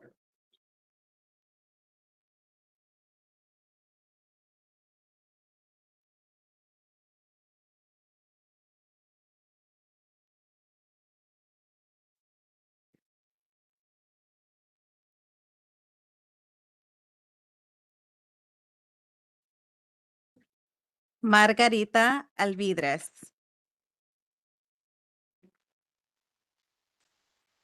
Santos Marina Amaya. Risi Yolani Barrona Amaya. Gabriela Amaris Barrios y Barrios. Jin Singh. Cecilia Cortés. Bernice Cruz Trinidad. María Cruz. Emma de Bosé. Jessica Ferguson. Yeah.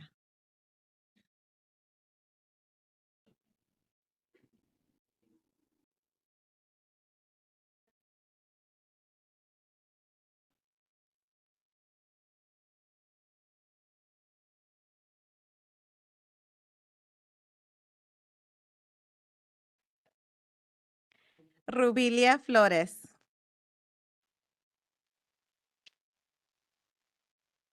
Abigail Gallardo. Francisca García.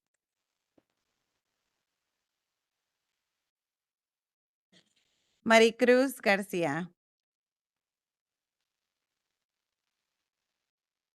Petra Gil Armenta.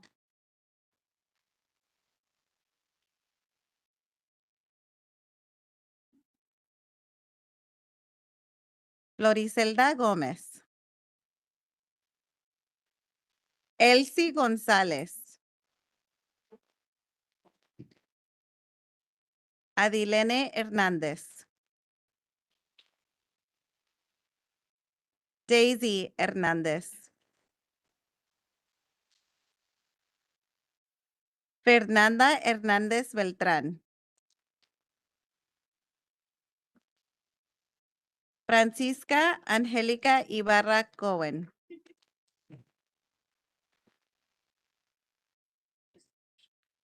Tika Esther Kanawai. Mildred Lopez. Maybel Maquiera Ortega.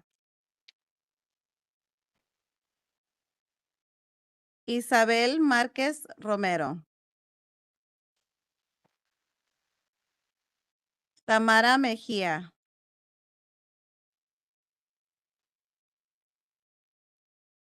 Yadira Miranda. Carely Moinedo. Cecilia Padilla. Ana Páez Bueno. Walter Ramos.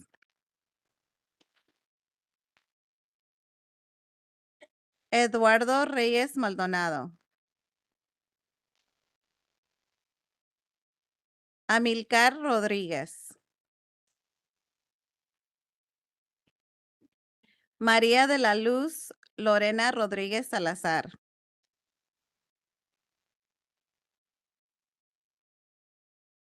Elizabeth Rojas.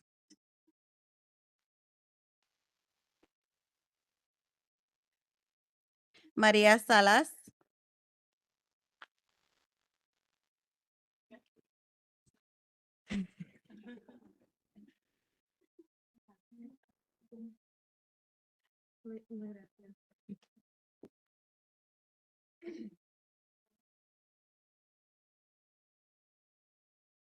José Antonio Cías Torres.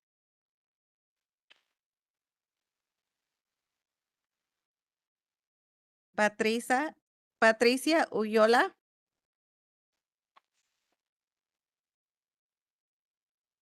Ana Angélica Velázquez Martínez.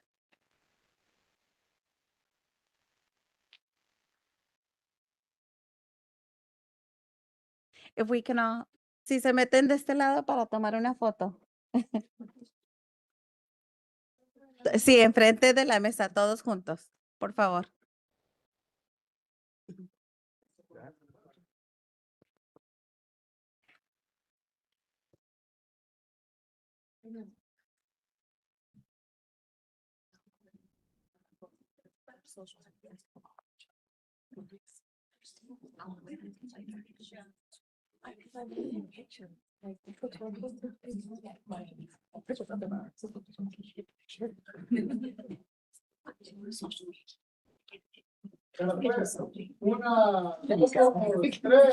Get your shorts in there, video. I gotta share it on social media. Brag about your boy. Only there on Facebook. Where's your?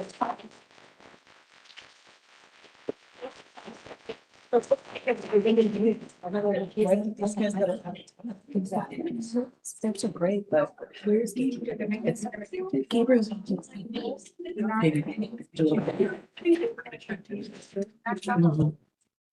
gonna show him for you. I'm talking about the baby picture. No. Gabriel. How come He doesn't have some.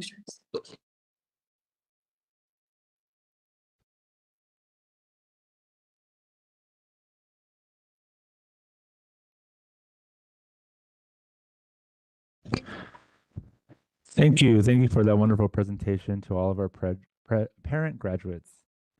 We'll be moving along to B3. Oh, well, are there any comments? Sorry, before we move on. I wanted to say congratulations to all the parents. Thank you so much for all the time that you dedicated to this program. And thank you for everything that you do in terms of entrusting your children to the Alhambra Elementary School District. We really appreciate you. Thank you, thank you, thank you very much. And thank you to our partners at All in Education for everything that you're doing. We really appreciate you. Thank you. Congratulations to all of you.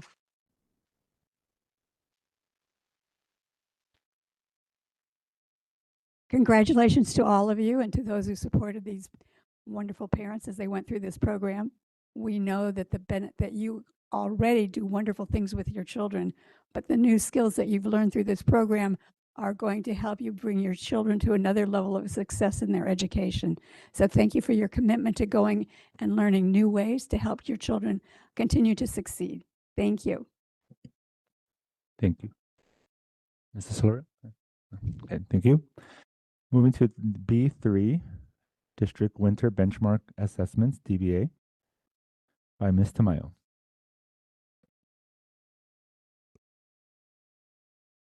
Good evening, Board President Nevades, Governing Board Dr. Mays, and the Alhambra community. Welcome to our mid-year data review. So over here, we see our year-long assessment calendar. Within our assessment calendar, these are the district-wide assessments that we administer throughout the year. These assessments are administered. There's 3 benchmark assessments that happen in August, December, and May. And 2 of the assessments that are given are the DBA, or the District Benchmark Assessment, which measures ELA and math standards. We also have the FastBridge assessment, which measures early literacy and early math skills for our K-2 students and reading fluency for our 2nd through 8th grade students. It's important to keep in mind with our assessment calendar that we measure it with the same end of the year cut points, which students work towards throughout the year. So when students take the assessment in August, it is the same end of the year cut points that they are measured with. In the middle of the year in December, it's the same end of the year cut points, so that it will show us the growth that they make over time within the year. So the big piece we're looking at right now is really looking at the progress throughout the year from August through December. So in our first slide here, we have our ELA District Benchmark Assessment, which measures reading comprehension standards. We see on the left side of the screen our growth as a whole district in ELA from August to December. On the right side, we see the district-wide data broken down by grade level comparisons from August to December. We would like to celebrate 4th grade with a 10% increase, 6th grade with a 12% increase, and 7th grade with a whopping 25% increase in learning. In our next slide, we can see that this is our math district benchmark assessment. This again assesses all of the math standards. As we look at this district benchmark assessment from August to December, on the left side, we see the district-wide growth. And then on the right side, we can see the breakdown of the grade levels with the different growth. We would like to celebrate 4th grade with a 17% increase, 7th grade with a 20% increase, and 8th grade with an 11% increase in learning. In this next assessment, it is called FastBridge. And in FastBridge, it assesses students' early literacy skills, like for letter sounds, fluency. And then when we get to the math slide, it really looks at the early math skills that students need in order to do those larger computations in math. And so if we look on the top part of the screen, this is our early reading for K1 skills that are being measured. This year, we have had a focus on professional development and instructional coaching in our early literacy initiative. And this again is where students are being measured on their letter sounds and blending those sounds to learn how to read words. In the bottom graph, we have our CBM reading, which is the fluency. And this measures fluency, which we know leads to comprehension of text.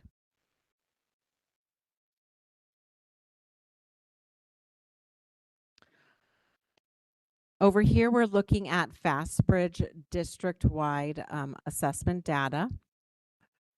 So when we are looking at this, this is measuring our early reading skills by grade level. And so for K and 1, we can see that our kinder students made a 25% increase in their early reading skills. And when we look to the right side of the screen, we see the CBM reading fluency, which is 1st through 8th. And we can see that this will guide students in their comprehension of reading, which will help them on their district benchmark assessment.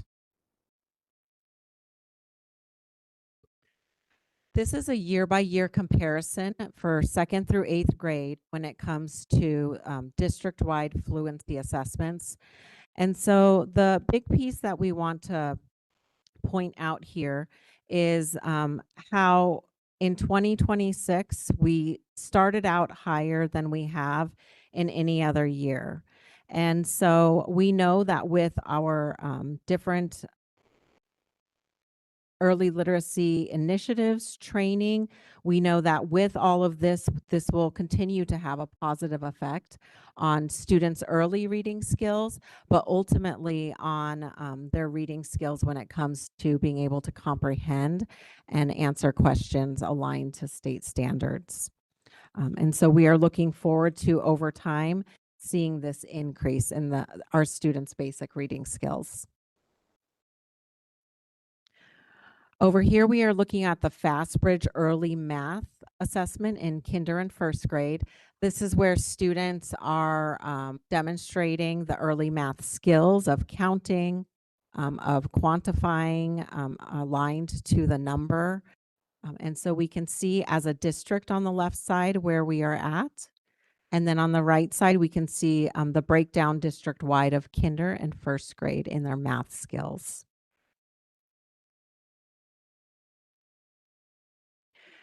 And so if we look at our focus areas as a district, our focus this year has been on early literacy, really honing in on the phonemic awareness, students being able to hear the sounds, on the phonics, where students are able to see a letter and say the sound and blend the sounds to make a word, and then in the reading fluency and comprehension within connected text. We know that all of these earlier skills are imperative and so important in order to be aligned to text. So students need to practice all of these early skills in text. And so this is what we've been focusing on throughout the year. And then in Tier 1 standards-based instruction within reading and math, really making sure that instruction is aligned to the rigor of the standards. And then all of our teacher teams and leadership teams are doing the work of collaborative teams in planning instruction, analyzing data, and developing content knowledge. And so this is done in our collaborative team meetings and in the site leadership team meetings. Thank you. Thank you, Ms. Tamayo. Do we have any questions from the board or comments? I appreciate the work that you did in putting this presentation together. I am a little disappointed in, I see, well, I'm going to go through it page by page because otherwise I'll get lost. I look at the assessment calendar and I see that this is the last benchmark testing that we'll do before the state testing. Yes, that is correct. I look at, if that's true, then I don't see our students are ever going to get to a point of proficiency. We're halfway through the school year and we have grades where only 22% or 10% of the students are proficient. That doesn't seem to me like, and I understand there's January, February, March left to go, but the rate of increase that we've seen from August to now doesn't give me much hope that we're going to get closer to 50 or 60% passing rate, if I understand this data correctly. 7th grade actually got, 7th grade has something that's really going good for it, so maybe we should see what they're doing and see how we can replicate that in other areas. I want to then talk about some of this I found a little a little misleading to me, or else I just didn't understand. There are pages where it talks about Fast Bridge, and I'm looking at the one Fast Bridge district-wide assessment grade levels. To me, that was slide 6. And it talks about Fast Bridge early reading percent at low risk. And if I read this right, it looks to me like we had 18% at low risk, and now we have 43% at low risk. So either there's something wrong with the way I'm reading it, or the heading is a little confusing to me, because the same thing happens And- over, well, Am I able to explain it? I say, why don't I just stop and go back to where I started from? Can I explain? Sure, go for it. So the low risk shows that we're increasing our students who are closer to the proficiency cut points for winter. So, for example, for kindergarten, we went from 18% to 43% of students being on point. Okay, so that when it says that's the percentage at low risk, that's really not the percentage at low risk. Those are the students that are getting closer to, they're gaining. Yeah, those are the students who are gaining in FastBridge. That's the language that they use to describe it is low risk. You're out of the classroom for years, you forget what they change it on you. Yes. Okay, so that, but it still stands to me, as I look at this particular page with the other grade levels on it, the amount of change is very low. And we don't have that much of the school, we're over halfway through the school year, and many of our grade levels are in the 30s. One's even in, well, yeah, in the 30s, maybe 40% of getting to that final cut point. And I understand you're testing them again, you're grading them against that final cut point, but they're not very close to it. And we don't have much time left because the state test comes in April. Yes. So we got February and March. Yes. And right now, all of our schools do have a plan for intervention and reteaching of any of the standards that were not mastered. And so they all have an intentional plan. We analyzed the data at the end of December, and schools created plans, and then they gave presentations at their school sites, and teachers looked at the data and planned according to the data when we returned in January. If I can add, Ms. Del Campo and governing board, because I know there are different terms from some of the assessments that are used with the reading skills, and so we have a lot of our kids that start the year high risk, and our goal is to move them from being high risk to low risk. And so the more kids that are low risk, the more likelihood or the greater chances they have of passing the state assessment. So as we see that we increase the number of kids that have the readiness skills, that means they have we know that they can decode, we know that they can read fluently. So the key is can they use those skills then to comprehend the reading passages that they're given? And so it's good to see that we're increasing the amount of low risk kids. And then the other piece of it is to recognize that the target increases. So it starts at one, a child can be low risk at the beginning of the year, but they have to also increase in their skills because it's a moving target to be able to stay low risk. Having said all that, the percent proficient by grade level is all under 40%. And I don't see how, I'm actually wondering how we got A schools, B schools, when district-wide it looks like we have all of our students, all of our grade levels are below 40% proficiency. And I know we've implemented new strategies for teaching phonics and English language content. I know we've bought new math programs and we've trained our teachers in how to use the new math programs. I know we've spent a lot of money on helping our teachers learn new strategies, ways to address learning in the classroom. And I don't want this to sound like I am I recognize the hard work that our staff and our school teams do.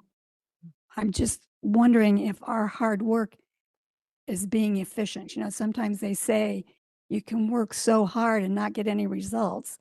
And sometimes you have to look at the hard work you're doing and seeing if it needs to be adjusted some way so we can get better results. And I appreciate everything that you don't take that wrong. But we aren't going to get where we need to be with these kinds of scores. Thank you, Ms. De Ocampo. And we agree and recognize the need that we have in our classrooms, and we continue to analyze and see how we can do better. The challenge with how we're giving the test this year is that our teachers wanted, last year we only assessed on the standards that were taught.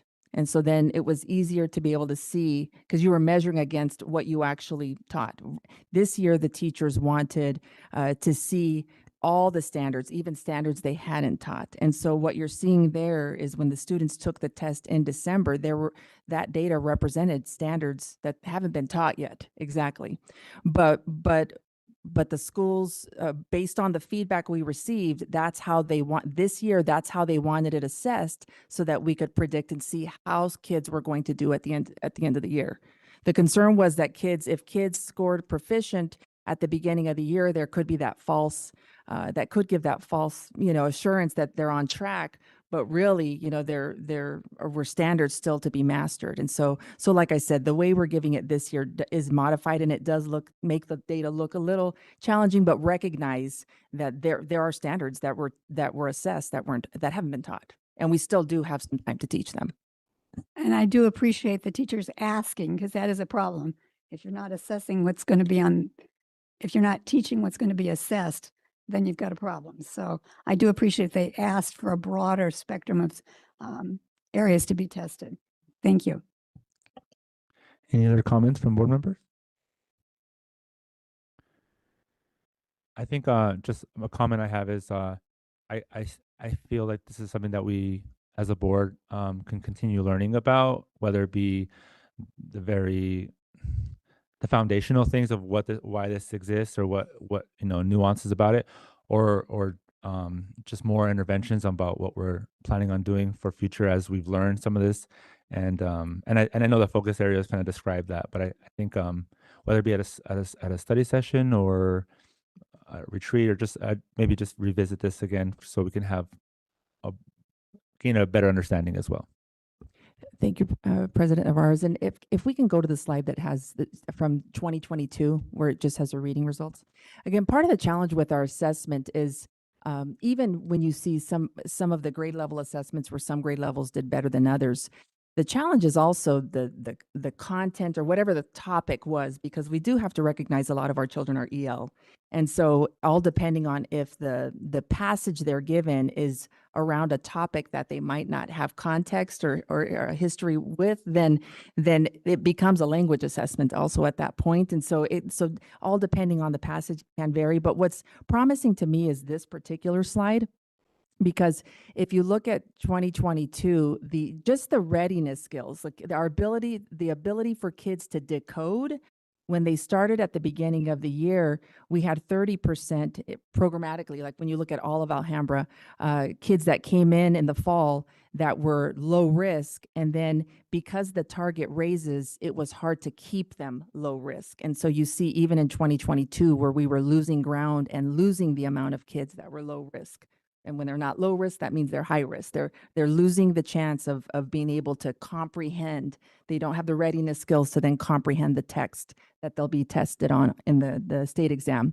And what you see, so then you see how we've progressed now in 2026. We do see that our reading efforts and early literacy specifically are helping in that. To start the year, 36, that's a significant gain, that 36% of our kids, when you look at all of our program, 36% of them are coming in with the readiness skills now. So now it's just continuing to build the language, continuing to build those skills, so that as the target increases, they're still low risk. And you see that we've maintained. But to your point, we do need to increase that, because we know that more than 36% of our kids can be low risk. We'd like to see 100% of them low risk. Thank you for that explanation. And again, I don't mean to be I want to assure the staff that I appreciate their efforts and I know they're doing everything they possibly can. And this chart actually shows the growth that we've made since 2022 to now. So we are on the right track. We just need to keep moving maybe a little bit faster.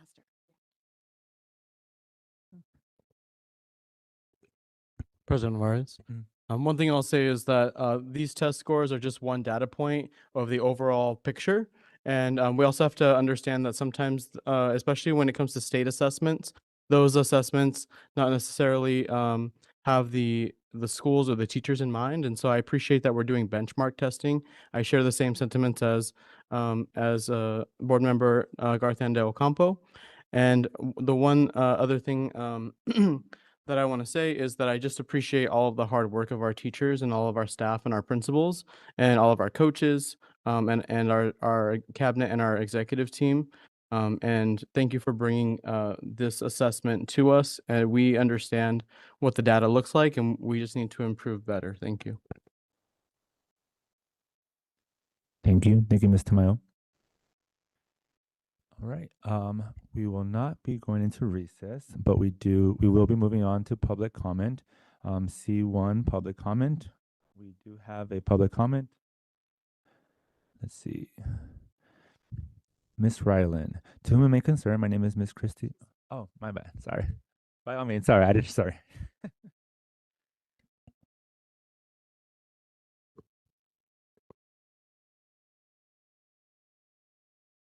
Thank you. Good evening. Can you hear me? I believe you have what I'm going to read in front of you anyway, so I'll read it out. It's just clearer. Hello, my name is Kirsty Rylon, and I'm a middle school teacher, 7th grade actually, at Barcelona. I'm here today to ask 2 follow-up questions relating to the subject of teacher performance pay, more specifically a survey that was discussed at the board meeting of October the 30th last year. At that board meeting, Mr. Lupe Conchas asked for confirmation that teachers agreed with having a percentage of their performance pay linked to work done after contract hours. My understanding is that the performance pay survey was distributed district-wide, but sent out by each performance pay committee representative to their own respective school teaching staff. To avoid any confusion on the survey I'm referencing, the Barcelona survey was entitled Stakeholder Feedback Performance Pay and was sent out the week of September 22nd, 2025. My 2 follow-up questions are the following. How many teachers in the district completed the performance pay survey?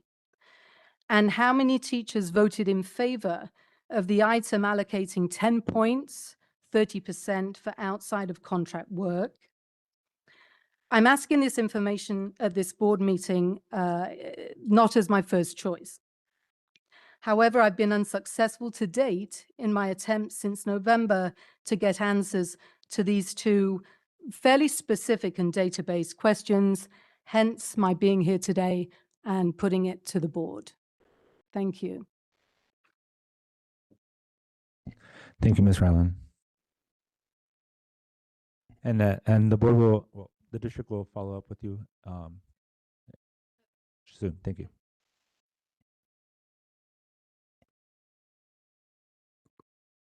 No other comment? All right. No other public comment?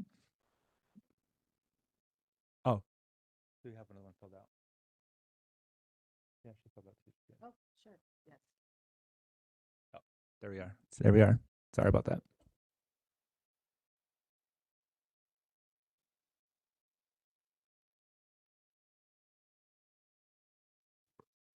Okay. Good evening. My name is Wilmarie Maldonado Castro, and I'm speaking today as a toddler mom, certified educator, small business owner, and a community member that's deeply invested in public education. I just want to speak on a few different bullet points. My biggest bullet point is that I do not believe in school closures. I feel like we can find other solutions. There were some great solutions presented at the last meeting, including like a nice fancy facility. I am not proud to say that I come from charter schools. I taught at charter schools in Arizona, and I can tell you that they are a train wreck disaster. They don't follow the rules and laws and things that we should be doing for our students. And I'm very happy to not be a part of that any longer. But charters are beating us out because they have fancy flyers, they give campus tours, they push about their extracurriculars and things like that. What are ways that we can be competitive to bring in those families? What are ways that we can knock on doors, send out our own flyers, English and Spanish, please? A lot of the community members that were here, I'm not sure how many of them understood you all, and I say that respectfully. And maybe they could be more involved if there were some Spanish translations. It was stated also that class sizes are a concern, and I can definitely say that even 25 to 27 is still too big. I've taught kinder classes with 34 and made it happen, but I can tell you, if we want these higher test scores, if we want progress, if we want small group intervention, support your teachers. When you support your teachers, you support your students, you support your families, you support your communities. Please keep in mind what the community members were saying today. And if you ultimately still decide to close schools, what can you put in place instead? And I don't mean Band-Aids and pretty terms, but what are we giving families? What are we giving students before school, after school, tutoring? What extracurriculars are we providing? And I say that with heart about how can we be better? What can we do instead of just giving up on a school? What can we do? How can we hold ourselves accountable, which was mentioned at the last meeting? What can we do to better serve our students and families? I'm not pointing fingers, but we can still say, hey, maybe we had a part in this, or this is what we can do. We can begin with the end in mind, right? We're a leader in me school is what I was catching. We can put first things first. We can synergize, right? So if you know this leader in me language, you know what this means, you know how important it is. And just please stand with your families. And I would love to see Spanish translations for our families and community members. They're hearing and they hear you talking. They have no clue what you're saying. Thank you. Thank you. And the district will also follow up regarding your comments. Thank you. All right. Moving to D, consent agenda. D1, approval of consent agenda items. I call for a motion that the governing board approve consent agenda items D2 through D13. I move that the governing board approve consent agenda items D2 through D13. Thank you, Mr. Conchas. Do I have a second? A second. Thank you, Mr. Solorio. All in favor say aye. Aye. Aye. Thank you. Motion passed.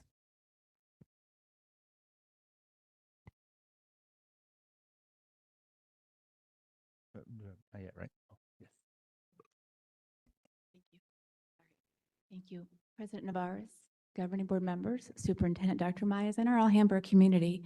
With the approval of tonight's consent agenda, I would like to introduce the newest member of the Alhambra family. I would like to introduce Mr. Jeff Zatino as the Director of Student Recruitment. Mr. Zatino currently serves as the Vice President of Policy and Advocacy for All In Education and brings over 15 years of experience in grassroots movements and community engagement. Mr. Zatino is joined by his family this evening, and I'd like to ask him to say a few words. Thank you so much for the warm welcome. Thank you so much for that warm welcome. And as you mentioned, I want to take a quick second to introduce my family. They're my rock. They're my everything. And it's my wife, Griselda, my two boys, Gio and Eli, that have been troopers today, and my mom, Lilia Yanes.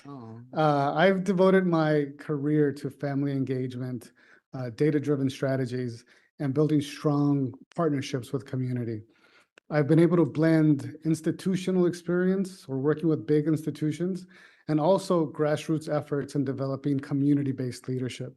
And I'm excited to bring those skills to this district to improve student enrollment and retention, and also remind families of all the strengths and the opportunities that are within this district that they could so fastly choose. I'm also excited to work with the superintendent, the district leadership, and the board to make sure that we position Alhambra as the community's educational home and to make choosing Alhambra easy and obvious. Lastly, I just want to thank you all for giving me the opportunity to serve humbly the families and the children in this district. So once again, thank you so much.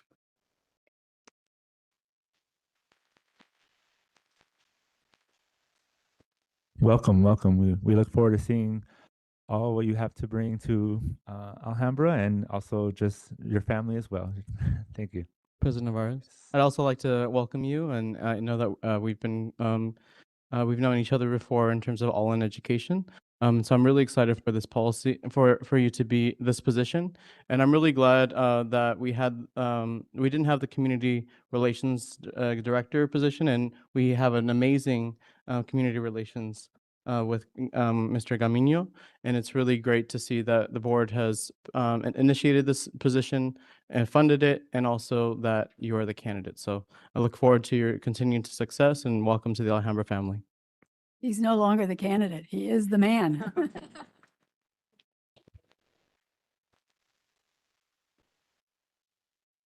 Welcome. All right. Moving to E, Business Department, E1, Maricopa County School Superintendent Garnishment Resolution. I call for a motion that the governing board approve the Maricopa County School Superintendent Garnishment Resolution. I move that the governing board approve the Maricopa County Superintendent Garnishment Resolution. Thank you, Mr. Contras. Do I have a second? Second. Thank you, Mr. Ocampo. Any discussion? Hearing none, all in favor say aye. Aye. Aye. Thank you. Motion passed. Moving to F, new business, F1 hearing officers. I call for a motion that the governing board approve the hearing officers as submitted for calendar year 2026. I move that the governing board approve the hearing officers as submitted for calendar year 2026. Thank you, Mr. Contras. Do I have a second? Second. Thank you, Mr. Ocampo. Any discussion? All in favor say aye. Aye. Aye. Thank you. Motion passed. F2, governing board member resignation. I call for a motion that the governing board accept the resignation from governing board member Rocio Santana. I move that the board accept the resignation from governing board member Rocio Santana. Thank you, Mr. Ocampo. Do I have a second? I second. Thank you, Mrs. Florio. Any discussion? All in favor say aye. Aye. Aye. Motion passed. Moving to F3, 2026-2027 AESD District Calendar Revision. I call for a motion that the governing board approve the revisions to the 2026-2027 district calendar. Move that the governing board approve the revision to the 2026-2027 AESD district calendar. Second. Thank you, Mrs. Florio, and thank you, Mr. Contras. Any discussion? Yes, Mr. Navarez, Yes. I support this and I will be voting yes on this. I wanted to ask if there was any fiscal impact for adding the new certified staff orientation day on July 21st, 2026.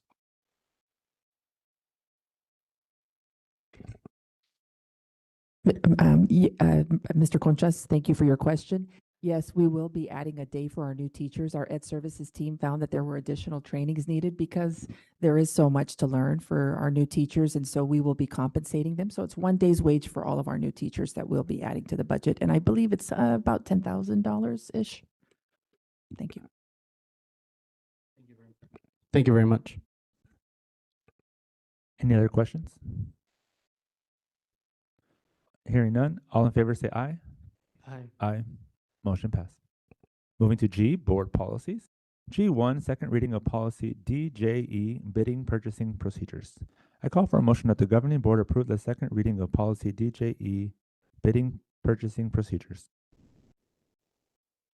I move that the governing board approve the second reading of policy DJE, bidding and purchasing procedures. Thank you, Mr. Ocampo. Do I have a second? Second. Thank you, Mr. Solorio. Any discussion? Hearing none.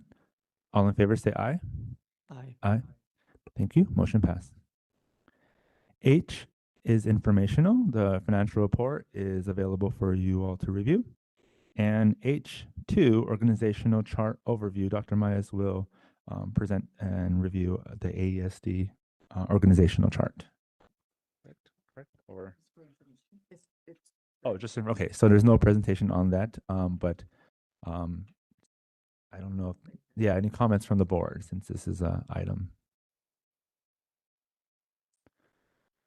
All right, thank you. Now we'll be moving to I. I, comments from the governing board members.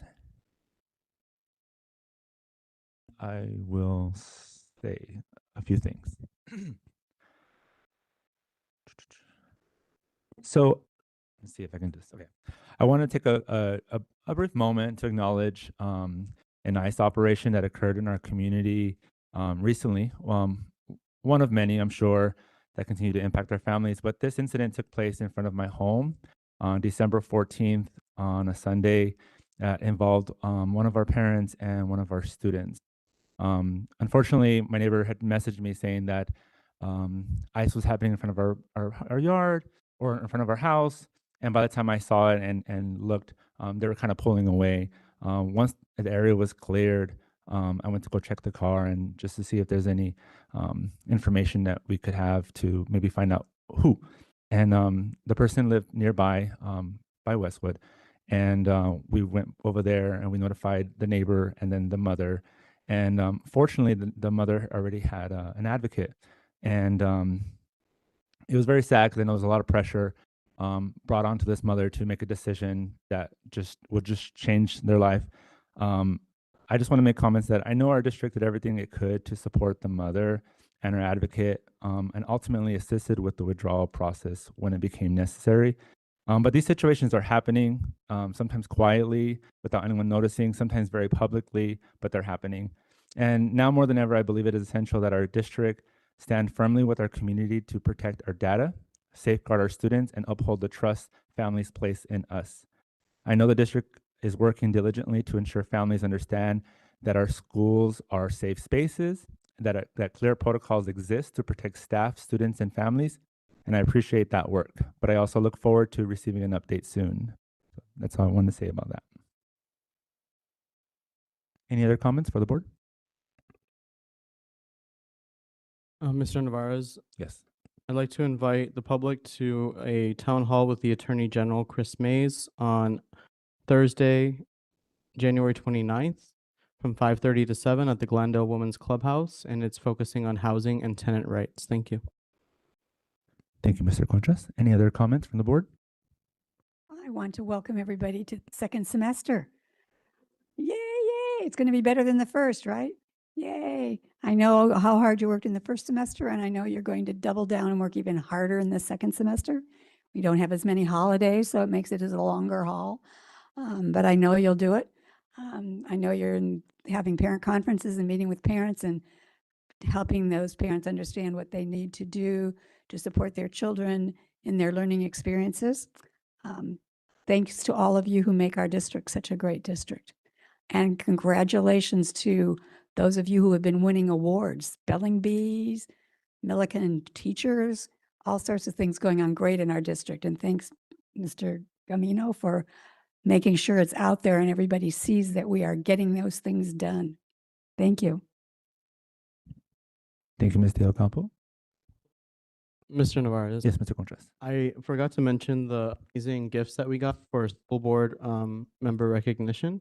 So I really appreciate the gifts. We got some bun cakes as well, so I'm really excited for that. And in terms of school board recognition, I want to thank the board for all of their hard work, their commitment, all of the hours that they spend, and all the meetings that we have together. I know that we are a united team. And I look forward to being united in this school year. Thank you. Thank you, Mr. Contras. So, Any other? thanks for these wonderful things. AW Rise, or one of them is. Nobody's going to admit that they gave them to us. Thanks for the snacks. Thanks for the beautiful and thanks for the t-shirts. Yes, thank you. Any other comments? All right. Moving to I2, comments from superintendent and executive team. Good evening, everyone. Thank you. This evening, we'll begin our comments with Ms. Bilyeu. Thank you. Thank you. President Navarez, members of the board, and Dr. Mayes. With the approval of the consent agenda, we'd like to highlight two MOUs that strengthen student and family support through community partnerships.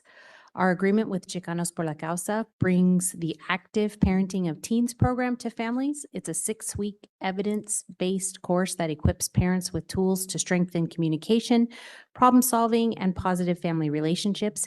In addition, our MOU with New Pathways for Youth establishes the ability for our students to benefit from one-on-one mentoring for identified students focused on academic engagement and long-term success. Together, these partnerships reflect our commitment to supporting students and families beyond the classroom. Thank you. Good evening, President Navarez, governing board members, Dr. Myers, and our Alhambra community. Everyone, save the date. We're so excited. On Thursday, February 5th, the Alhambra District Educators Association will host a professional growth and pay scale advancement workshop once again for both certificated and support staff employees. This workshop is designed to help navigate professional growth opportunities that also support salary advancement. Participants will learn where to find affordable, high-quality professional development, how the advancement process works, and what salary growth can look like over time. It's exponential growth. To accommodate varying schedules, we'll have our 2 identical sessions. Human resource representatives, our team will be there as well to help answer questions and provide any support we can provide. Registration is open and available right now in ClassLink, and we hope many of our staff take advantage of this opportunity to invest in themselves, supporting their professional growth, career pathways, and earning potential. So we appreciate the partnership once again and excited to save the date. Say the date again, please. February 5th. Thank you. Thursday, and there's 2 sessions offered, Ms. DeCampo. Okay, thank you. Good evening, President Nevares, governing board members, Superintendent Dr. Maez. Your approval tonight on the consent agenda also allows us to move forward with our partnership with Southwest Human Development, focusing on supporting our birth to 5 learners. Through this partnership, they will offer toilet learning and potty training workshops for parents and for staff. The workshops will be both in English and Spanish when available. And we're going to work with our parent volunteer coordinators to bring in the families and to bring in the staff to help best understand how we get our little learners to be so independent. This supports the consistency between home and school, and it gives family and staff practical tools that they can use with the kids early on. Thank you.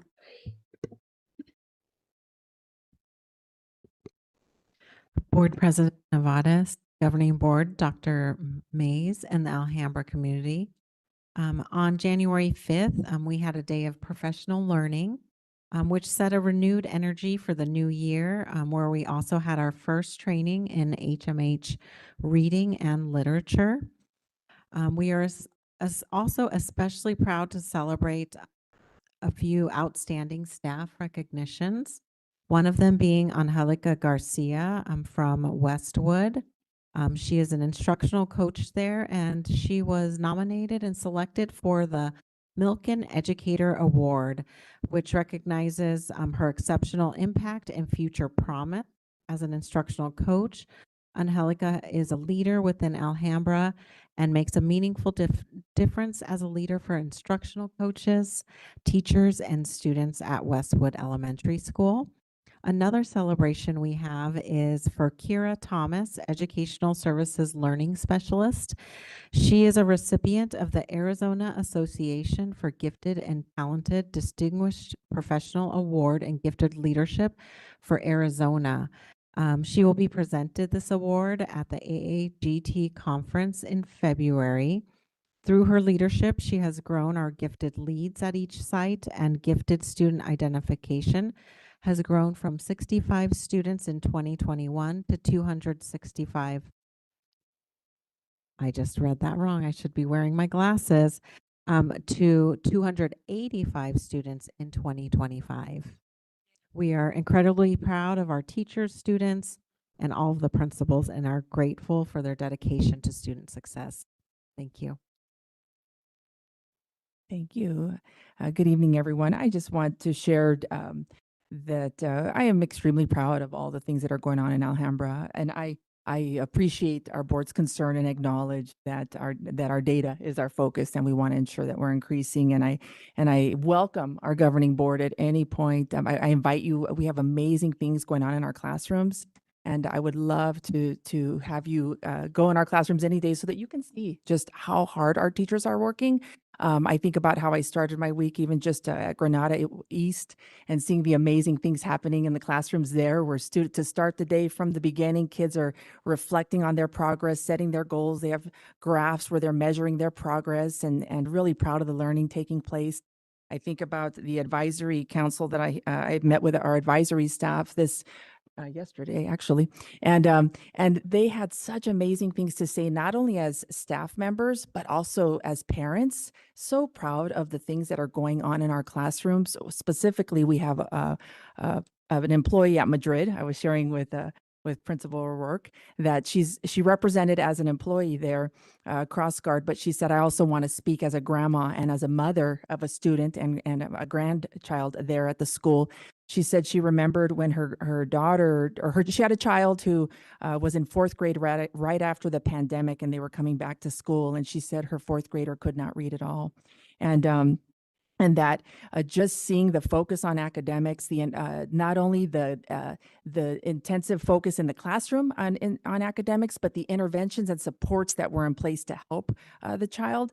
That now that child in sixth grade, she's seen significant growth and appreciates all the resources. And then seeing the grandchild and how being steady and stable with education, how she can't believe the academic progress her grandchild is already making now, and can't wait to see what the progress will look like in fourth and sixth grade. And so I think about, again, there are success stories like that throughout our district that I know our staff are working so hard.